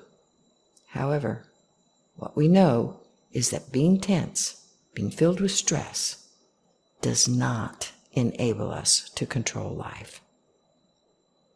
Aren't we then quite foolish to maintain the tension? Because with this tense, no control situation, we have two problems. One, tension, stress, and two, no control over life. In a no tension, no control situation, we would have only one problem, no control over life, which can be experienced as frightening or freedom. We have no control, but we think we should have. Letting go of the illusion of control will not make you more vulnerable.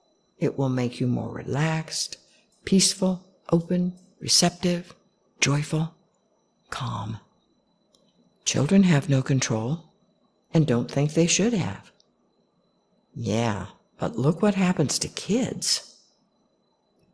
Life is life, with or without the illusion of control. Children feel the pain of life. Pain and suffering are not the same thing. Suffering happens when we're taught to believe that what's happening to us is wrong and a mistake, and we should have prevented it.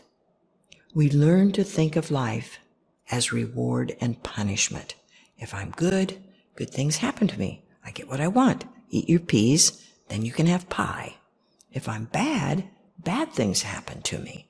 I don't get what I want, and things will be withheld from me. You didn't do your homework. No television for you tonight. We learn to believe that if we exert enough control, if we are how we should be, we can have only the good things in life and keep anything bad from happening to us. We learn to believe that what happens to us is the result of how we are. Life punishes us when we're bad and rewards us when we're good. By the time we're adults, we're firmly entrenched in things are going my way, that means I'm a good person. Or I'm not getting what I want, I'm being punished for being bad. This is what's going on in a nutshell. We've learned to believe that self-hate, that relentless onslaught of judgment, criticism, and blame, is what prevents us from being cruel, exploitative, selfish, and indulgent, and that without being constantly watched and controlled, we will be hateful and harmful. It's a lie. Self-hate won't prevent the abuse of little children who are currently in little bodies, and it won't prevent the abuse of little children who are currently in big bodies, such as your own. The only way we're ever going to stop abuse in all its forms is by ceasing to believe that punishing people makes them good. You cannot be nonviolent if there is any part of yourself that you are in opposition to. You are not truly giving if there is any part of yourself to which you will not extend compassion. Your love will always be conditional as long as you are excluding any part of yourself from it. Suffering cannot be healed through self-hate. Only through compassionate acceptance can suffering be healed. If we accept, if we open ourselves, life will transform us. If we resist, if we try to run away, pain and suffering are reinforced, and we deepen the conditioning that causes us to suffer. When we embrace, the pain wears the suffering away. If we can be willing and patient, life will work its magic on us. Little by little, all that is not compassion will be stripped away, burned away from us. The pain and suffering of holding on to our beliefs and fears will become so great that we'll let go. And each time we let go, we find peace, relief, ease, and a growing sense of gratitude and compassion. Meditation will take care of it. Student, I wake up in the night afraid of dying. I don't know what to do. Guide, meditating will take care of it for you. You will be able to experience directly what you're labeling fear. What is fear, actually? Well, I'm afraid I'm going to die. You are going to die. That's true. Are you dying in this moment? Not so that it shows. Is it an experience you're having? Or is it an idea you're holding on to? What would that sensation be without those beliefs, those labels, without that conditioning? You wake up, everything is fine. A thought comes through, the fear follows it. Then the voices kick in, and you're off to the races. There was nothing going on before that. How did you get there? What happened? Student, there were times when I would stay awake all night. Guide, believing every bit of what the voices in your head were saying, right? So you begin to see how that kind of process has served a purpose in your life. Now, the purpose may be no more complex than it perpetuates self-hate, keeps you down, keeps you terrified, keeps you stuck, keeps you safe. You start to take a risk. You feel the icy hand around the spine at 3 a.m., and you knock off that risk-taking. Just get back to that safe place. Start doing all those behaviors that make egocentricity feel in control and feel safe. Narrow that world down. Do what you're supposed to do. Be beaten mercilessly. And then maybe you'll be all right. Through practicing here at the Zen Center and through paying attention in your meditation, you begin to suspect that what's really going on is a process that has nothing to do with what you think is going on. You begin to see that there are certain times when these patterns happen. You begin to notice that they are, in fact, patterns. You're no longer believing them. You're bringing it back closer and closer to the sensation that's actually triggering it. And you realize that there is no such thing as fear. Beginning to wake up, beginning not to take it personally, beginning to see that life isn't anyone's fault. It just is, and you just are, and it's all just fine. Going out, getting miserable, coming back. To me, the psychological work we do is wonderfully helpful, but it's useless without sitting practice.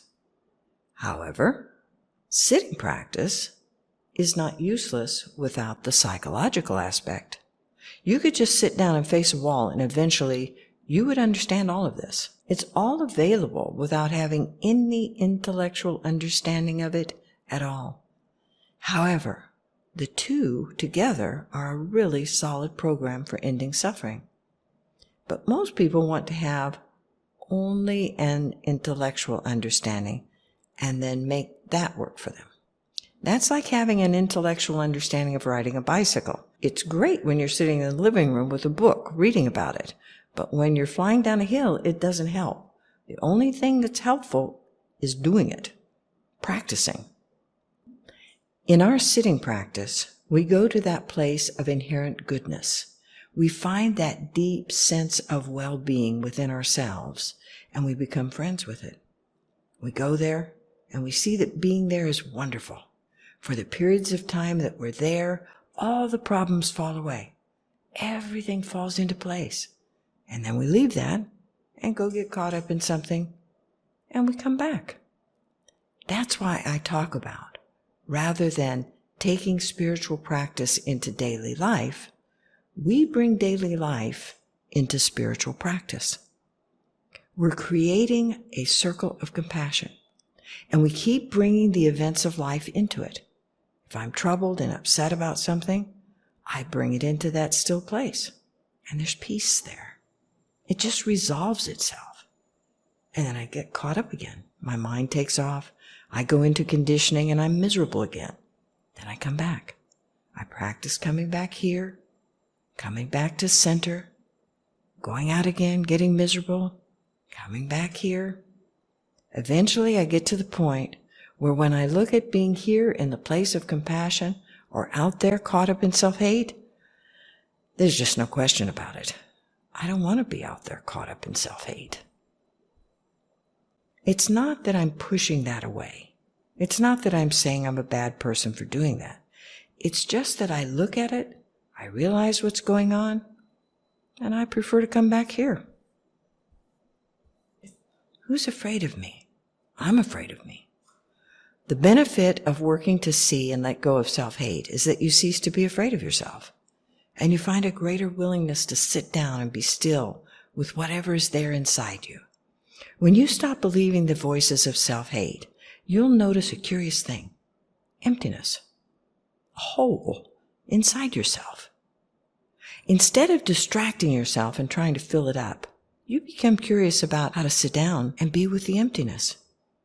It's a very wonderful thing. When we try to fill up that hole with distractions, that's what really leaves us feeling empty. That emptiness is full of suffering. It's a narrow, closed experience. The other emptiness is an open, spacious feeling. And yes, ego is uncomfortable with it because ego doesn't exist there. If we can let ourselves get used to that spaciousness, it's a wonderful experience. In the present, we can embrace the past and free the future. If the future is not freed to be the present it is, our present will always be lived in the past. Guide. I asked people if they had a pleasant evening, and many indicated that they had not. So could we hear from some of the victims of post-self-hate workshop self-hate? Student. When I left the workshop, I felt a sense of gratitude. Here's the road to freedom. And I had forgotten. It's very helpful to be reminded. Then I watched self-hate use that information against me. This was the situation. Part of me is very indecisive. In trying to decide whether I should spend the evening doing A or B, she became totally flustered and just wanted someone to tell her what to do. Then a self-hate voice said, "That's duality. The answer is not to do it." And then another judging voice said, "What you need is compassion, and you're not giving it to yourself." So self-hate took everything I learned yesterday and plugged it into the self-hating system. I was left with this indecisive person who was suffering horribly, and then I heard another voice say, "You're just maintaining self-hate." Afterwards, I could see that it was that voice that was maintaining self-hate. The person who was miserable was just miserable, and I wasn't doing anything to help her because I was accusing her of doing it wrong. Finally, I cried, and that seemed to release something. But I can see why people would stop paying attention. You start to see all this stuff, and it would be easy to decide that it's just too much. Guide. And who would decide that it's just too much except self-hate? Self-hate doesn't decide it's too much when it's beating you up. Only when you've become aware and are seeing what it's doing to you does it say, too much. Doesn't that timing make you a little suspicious? If it's really too much, then stop allowing beatings for being who you are. Isn't that where the misery comes in? So what if you have trouble making a decision? So what if you want somebody to tell you what to do? So what if it's duality? So what if you're maintaining egocentricity? Would any of it be a problem if you hadn't been taught to believe that how you are is wrong? Will anybody die or have something awful happen to them as a result of how you are? No. So how do we justify all this violence? Someone has a hard time deciding between A and B. Should we kill her? Is she not fit to live? Or is it enough that she's simply beaten until she doesn't care if she lives? Can you see how insane the system is? How could violence and hatred improve anything? I would encourage you to risk the horrors of indecision and compassion. I don't see grown-ups in this. I just see little children, because that's how most of us feel inside. I picture this child who doesn't know whether she wants the red bucket or the blue bucket. The truth is, she wants them both. They're both really pretty, and she likes them equally, and she can't make up her mind. What she doesn't know is that in this world, you only get one, because getting both makes you selfish. What's going to help her out here? How about if we start yelling at her about making up her mind? About how, if she doesn't decide soon, she's not going to get either one. Would that help? If our voices sound angry and our faces are red and we grab her by the arm and shake her? No. And yet, how many children are taught in that manner? Not knowing whether you want A or B, red or blue, doesn't make you a bad person. Those things have nothing to do with each other. But isn't it hard to see that? We've been taught that everything in life makes you either a good person or a bad person. But it's not true, and it never was. All of life's conflicts are between letting go or holding on, opening into the present or clinging to the past, expansion or contraction. The path of patient effort. Once upon a time, there was a student who came faithfully to Zen retreats, but always in the grips of the belief that she was a bad meditator. At every retreat, she agonized about this, and every time she said the same thing. I can't meditate. I sit on the cushion and I think about things. I daydream. I write books. I fidget. I just can't do this. And the teacher would say, that's all right. Just keep showing up. Sit there. Pay attention when you can. Retreat after retreat, the same thing went on. After 5 years, suddenly, the good meditator showed up at a retreat. There was nothing to fight against any longer, and the part of the student who wanted more than anything to meditate was finally able to come to a retreat. Now, the good meditator was the one who had been bringing the student to every retreat all along, and taking whatever meditation time it could get. Self-hate told her endlessly what a bad meditator she was, but the good meditator patiently stayed with it, and finally the student was able to see that part of herself. Moral of the story, no matter what anybody says, don't give up on yourself. Acceptance is the path to creativity. In fact, it is creativity. Until you accept, nothing new can be. You will only have the past. If you want a new world, accept the world as it is. If you want a wholly new world, accept it wholly. Say yes to life.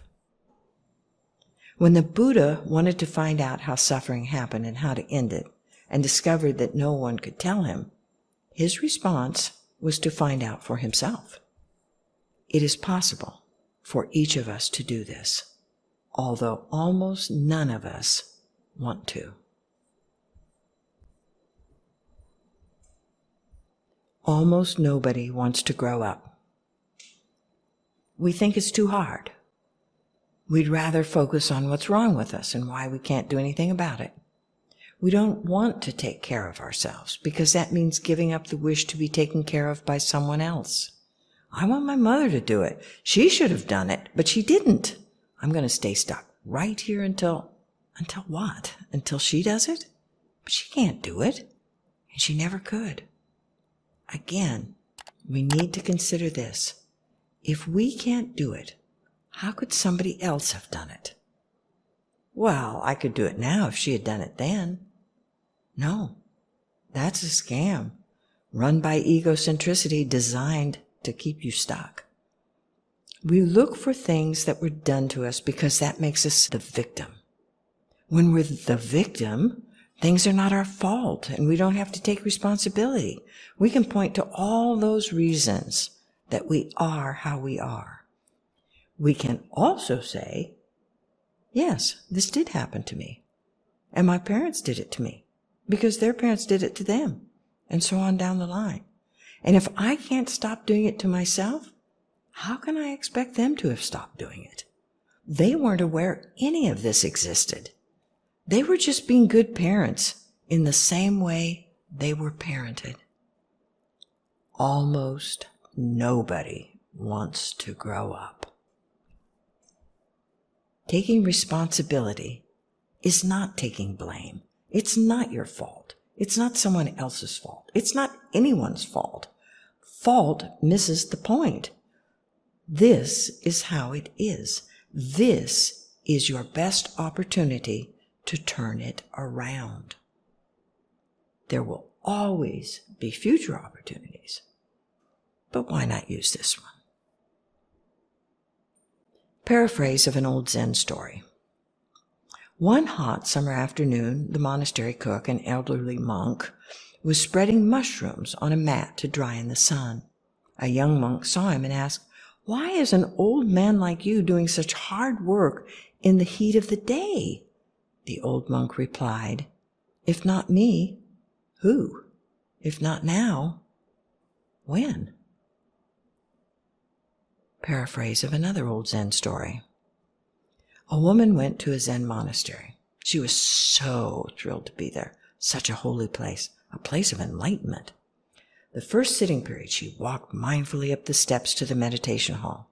As she was preparing to bow deeply before entering, she noticed a shocking thing. There at the top of the steps was a bucket of filthy wash water with a mop protruding from the murky depths. "That's awful," she exclaimed, truly horrified, and went in to meditate.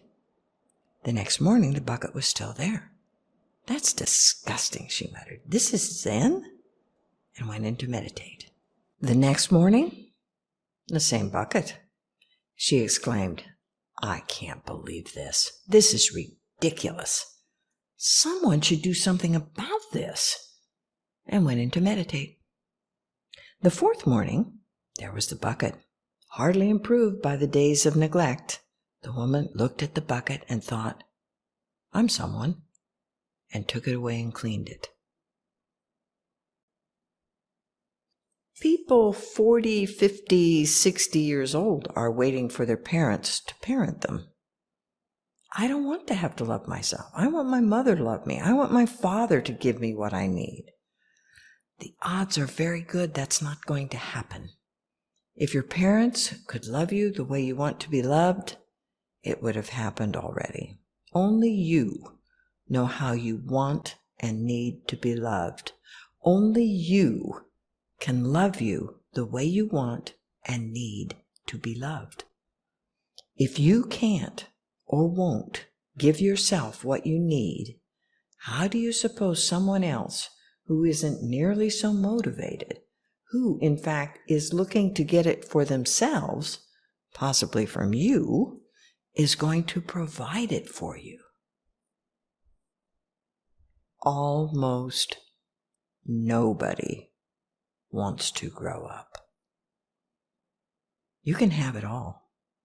Living from compassion for ourselves gives us each the loving parent we've always wanted. Guide. I used to think I was going to find within myself a grown-up to parent my child. I've discovered that it's really a case of finding the child who can care for the grown-up. The secret is this: the adult is the abused product of society's conditioning, while the child, who was, thank goodness, abandoned so that this person could survive, is still there inside, whole and complete and original. What we're doing in awareness practice is experiencing that who we are is not the self-hating social conditioning.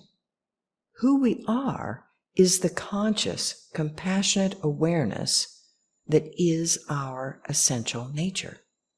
As we learn to live more from essence, we grow to realize that it is our opportunity, our joy, and our delight to embrace into unconditional love and acceptance all that suffers.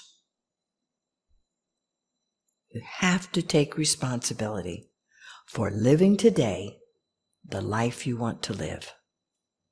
The only difference between the life you are living and the life you want to live is the feeling of being appreciated, loved, and accepted unconditionally.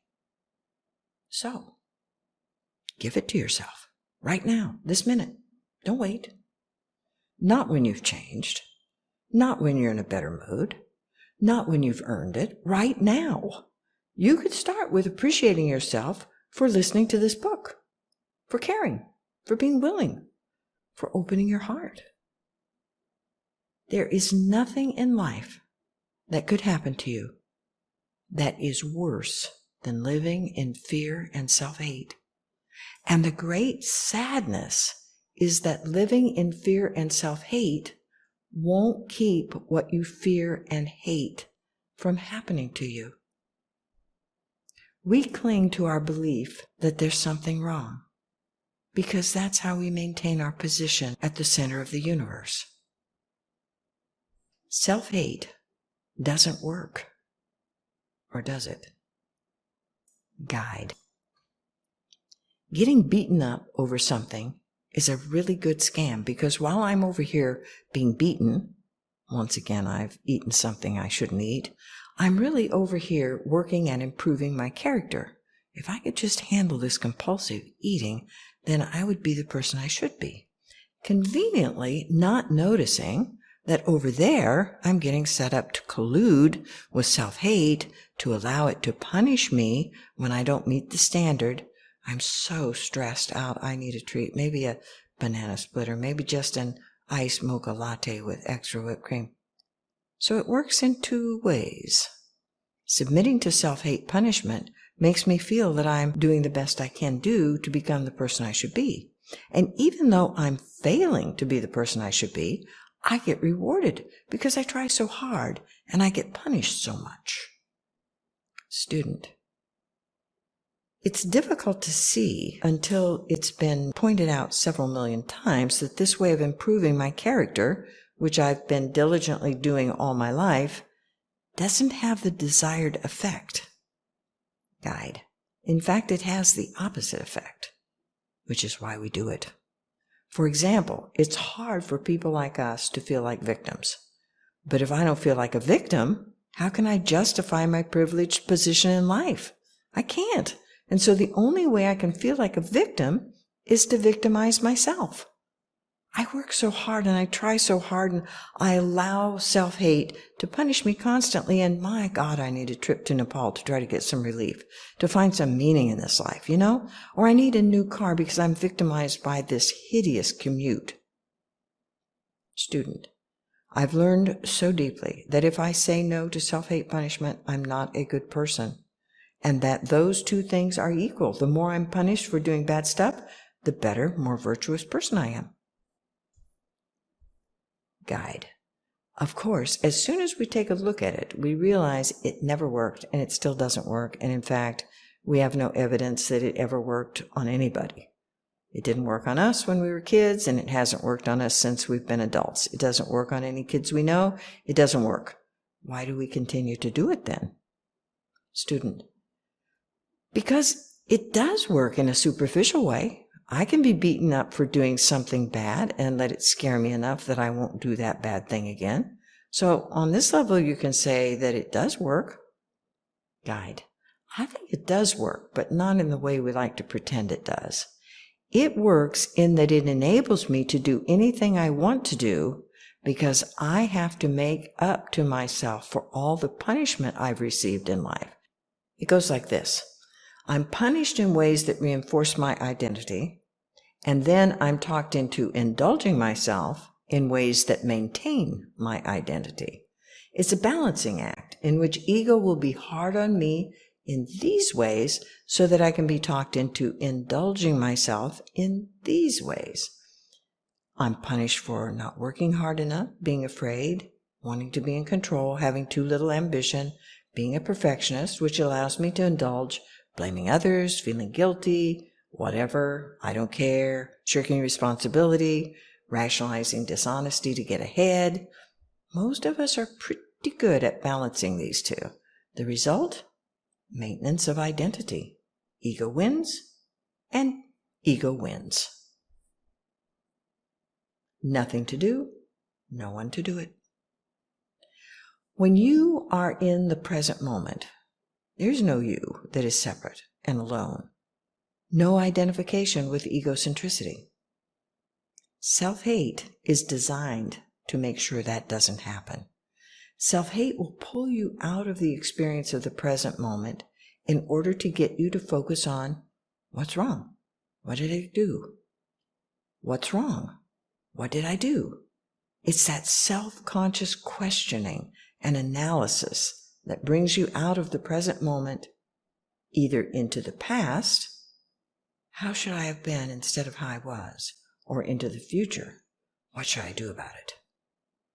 It doesn't matter what happened then. All that matters is what happens now. The best reason to look at self-hate is that self-hate gets in the way of being able to do spiritual practice. It gets in the way of finding that place of deep compassion within ourselves that is the largest part of spiritual practice. Sitting still, sitting with. When I first came to a spiritual practice, I thought I would learn to sit and all my conditioning, my suffering, and my past would just go away and I would simply be centered. Now I see that sitting means sitting with all of that, allowing it to be exactly as it is, not needing to do something about any of it. Every time I try to fix myself, I compound the problem. When the conditioning could just come up and pass away, it loses power. It loses momentum. In this way, sitting still with it dissolves it, burns it away, strips it away. What's really going on? This is why meditation, paying attention, awareness, and long retreats are helpful. You're sitting still. You're watching.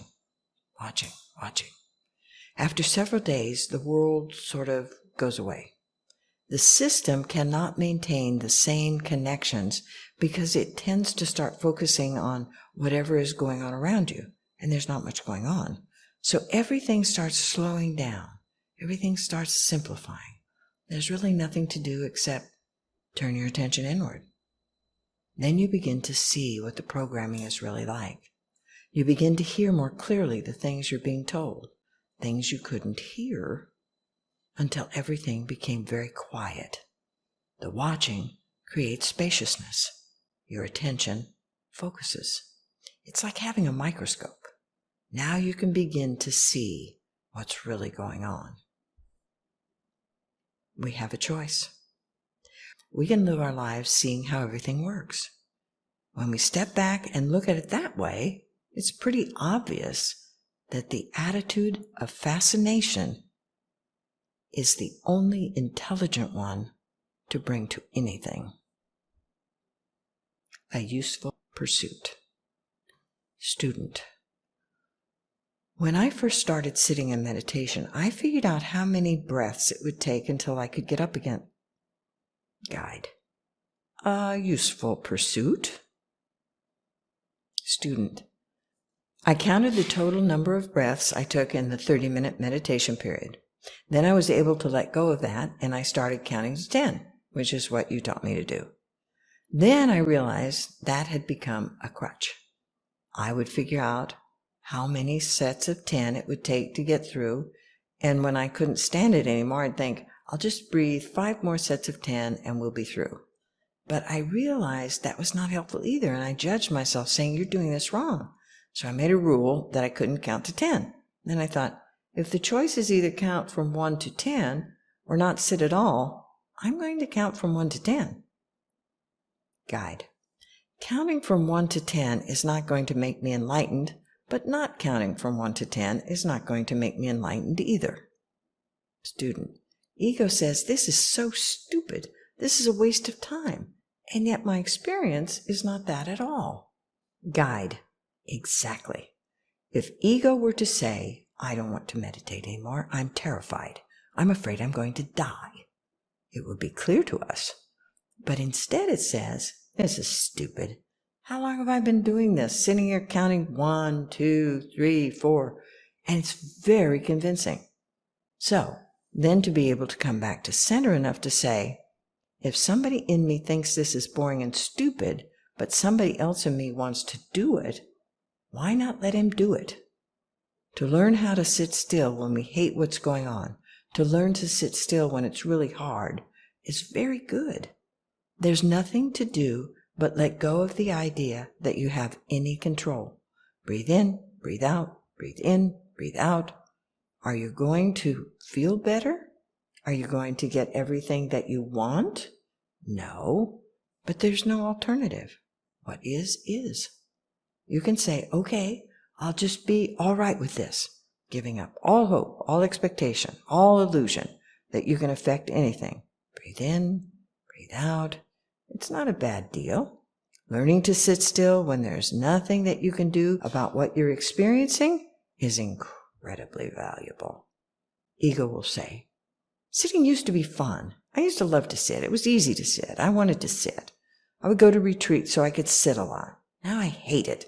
I don't want to be having this experience of sitting. I want to feel like I felt before. But you don't. Can you learn to love the experience that you're having? To open yourself completely to the experience of hating what's going on? No repressing, not denying, just letting go completely into that experience and finding out what that's like? Can you get a feel for what I'm saying? Let yourself hate it. Let yourself be angry. Let yourself have a fit. It would be good for you. Be very therapeutic for you. Student. What I saw as you were talking is that I have this idea of how sitting is supposed to be. Guide, exactly. But how sitting is how sitting is. And how it is for you right now is miserable. So you get to experience feeling miserable. And if all your being is miserable, miserable is not bad. It's only when you're miserable and hating miserable that it's really hell. There's nothing more important than compassion. Anything other than compassion is designed to pull us off center. Everything other than compassion is ego. Don't fall for it. You can embrace it all in compassion, just like you would a mischievous child. But if there's judgment, it's coming from ego. From center, from compassion, there's no judgment. There's no element of wrong or bad. You don't have to be fooled any longer. Ego will be the one who's saying, well, yeah, that isn't a judgment. That's just clarity of perception. I'm actually centered, and I can see that from a centered place, it's really not good to be that way. Wrong. Student, it seems very helpful to have an external person saying, do you see how you're looking from ego here? Is the idea to eventually have that kind of perspective internally? Guide. Absolutely. What you're learning to do through this practice is see the place from which the guide looks. When you're with the guide, you can see that very clearly. You move in and out of that place, right? And you're finding that place inside of you. And eventually that will become your, and this has to be in quotes, identity. You will simply live from that place. You'll be pulled off occasionally into ego, but you'll live from there. When you simply watch the next movement of the mind, and the next, and the next, the whole mass of conditioning you've been taught to believe begins to fall away. Miracles. It is a miracle to want to sit in meditation, and have your attention wander and then come back to the breath, to get your head above water or out of the stew pot for any length of time, to have even a glimmer of how it all works, to have the willingness to practice at all. Jesus said, you must become as little children. He was talking about having as our primary identity the innocent heart, rather than the conditioned mind. From the innocent, compassionate heart, it's clear that life just happens. We don't need to take it personally. We're not being punished, and neither are we being rewarded. It's only when we're identified with our socialized, conditioned minds that we have difficulty with any of it. Student, I've been thinking about the line from St. John, perfect love casts out fear. To me, that means coming back to the breath at any moment, because there is the perfect compassion that will cast out fear. How else can we challenge that subtle kind of fear? Guide. Going back to the breath means letting go beliefs. And without beliefs, you cannot be afraid. Student. It's really hard to put love in the place of fear, but just going back to the breath isn't hard at all. There's nothing to do but breathe. Guide. Exactly. Trying to make love be there is doing something. Dropping everything and coming back to the breath is not doing anything. But in that place is the unconditional love you're seeking. Student. So if we want to have any kind of life that is moving toward freedom, we have to be continually returning to the breath. Guide. Yes, that's the direction of finding compassion. It's important to see that compassion is not something we do. In fact, when you drop everything and come back to the breath, there's nothing going on, is there? Afterwards, we can say that it was peaceful or joyful, or it felt like unconditional love. But when we're just with the breath, nothing is there. We want to make it something so we can have a subject-object relationship with it. But in the experience, there's literally nothing going on. There's no self-hate, no problem in the future, no problem in the past. We can accustom ourselves to being in that place. It becomes more and more familiar, and there's a sense of deeper identity, the identity that all beings share. We practice coming back to that place again and again and again, and every time, everything falls away. Then we wander off into all this stuff again, then we drop it and come back to the breath. We practice doing that with little things so we can experience that it's all right. So I'm thinking about something and I realize I'm just thinking, so I drop the thought and come back to my breath. And nothing is lost. I'm not repressing anything. I'm not avoiding anything. I'm simply dropping that ego identity maintenance system and coming back to the moment.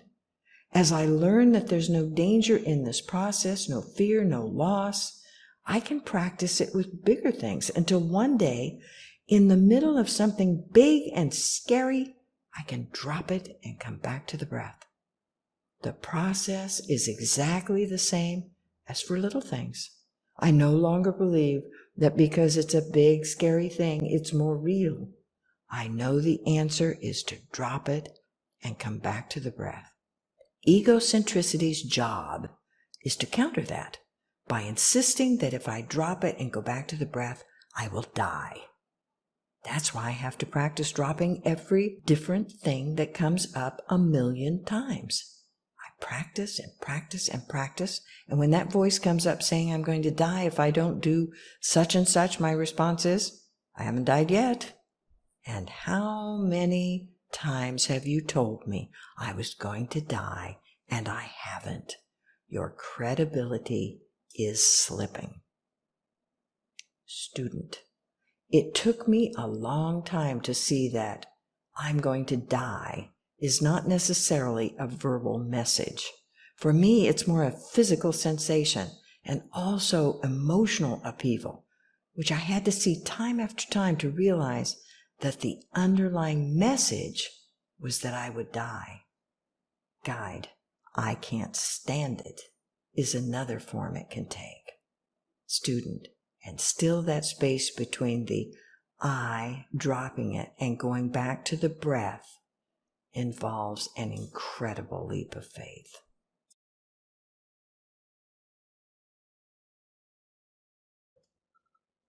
On the path. What follows are some suggestions for supports to continue with this work. Doing this work alone is difficult, though certainly not impossible. At livingcompassion.org, you'll find many ways to support yourself in keeping a perspective of disidentification that self-hate will be diligently attempting to remove from you. Remember that maintaining itself is the primary focus of self-hate. It's clever, slippery, and tricky. In the beginning, it will fool you more often than not, and that's okay. It's not a contest. What you're learning in this work is to have compassion for yourself no matter what. Going beyond the voices of self-hate to develop that compassion is immeasurably enhanced by a recording and listening practice. Recording and listening is the best tool we found to assist us on this spiritual journey of waking up and ending suffering. For more information on this transformative practice, visit www.recordingandlistening.org. Here are some additional suggestions to get you started. Explore recording and listening by reading the sequel to this book, What You Practice is What You Have. Play the recording and listening card games in What Universe Are You Creating? Ask yourself, what are the things you've always wanted someone to say to you, but no one ever has? Ask the child inside you what it needs to hear from you. Make a recording. Tell yourself the things you've always wanted someone else to say. Include everything the child needs to hear to feel loved and appreciated. Listen to the recording every day. Add to it when you think of something else you want to hear. Write love letters to yourself. Record them and listen to them every day. Think of at least one compassionate thing to do for yourself each day and do it. Make a list of things you'd like to have and begin providing them for yourself. Each time you give a gift to someone else, give something, even if it's little, to yourself. Stop and appreciate yourself for every thought and act of kindness. Make an appreciation recording and listen to it often. Say thank you to yourself when you do something kind. Each time you receive a gift, give something, even if it's something little, to someone else, and really let yourself feel the joy of doing that. Get comfortable saying, "I love you" to yourself, and say it many times each day. Make and listen to an "I love you" recording. Take out pictures of yourself from when you were little, frame them, place them in prominent places, and let yourself begin to appreciate that little person. Self-hating voices always lie. Each time you become aware of a self-hating thought or action, make a recording that reminds you of what is true. And remember, never record a self-hating message. And, of course, we would encourage a time of quiet and solitude each day, preferably a time of meditation, in order to be more present to yourself. The only way out of this life of suffering is through the doorway of compassion. How do you find the doorway? You can't find it, because you are it. The moment there's nothing left of you but compassion, you are the doorway. The door is wide open, and you are free. Thank you for listening.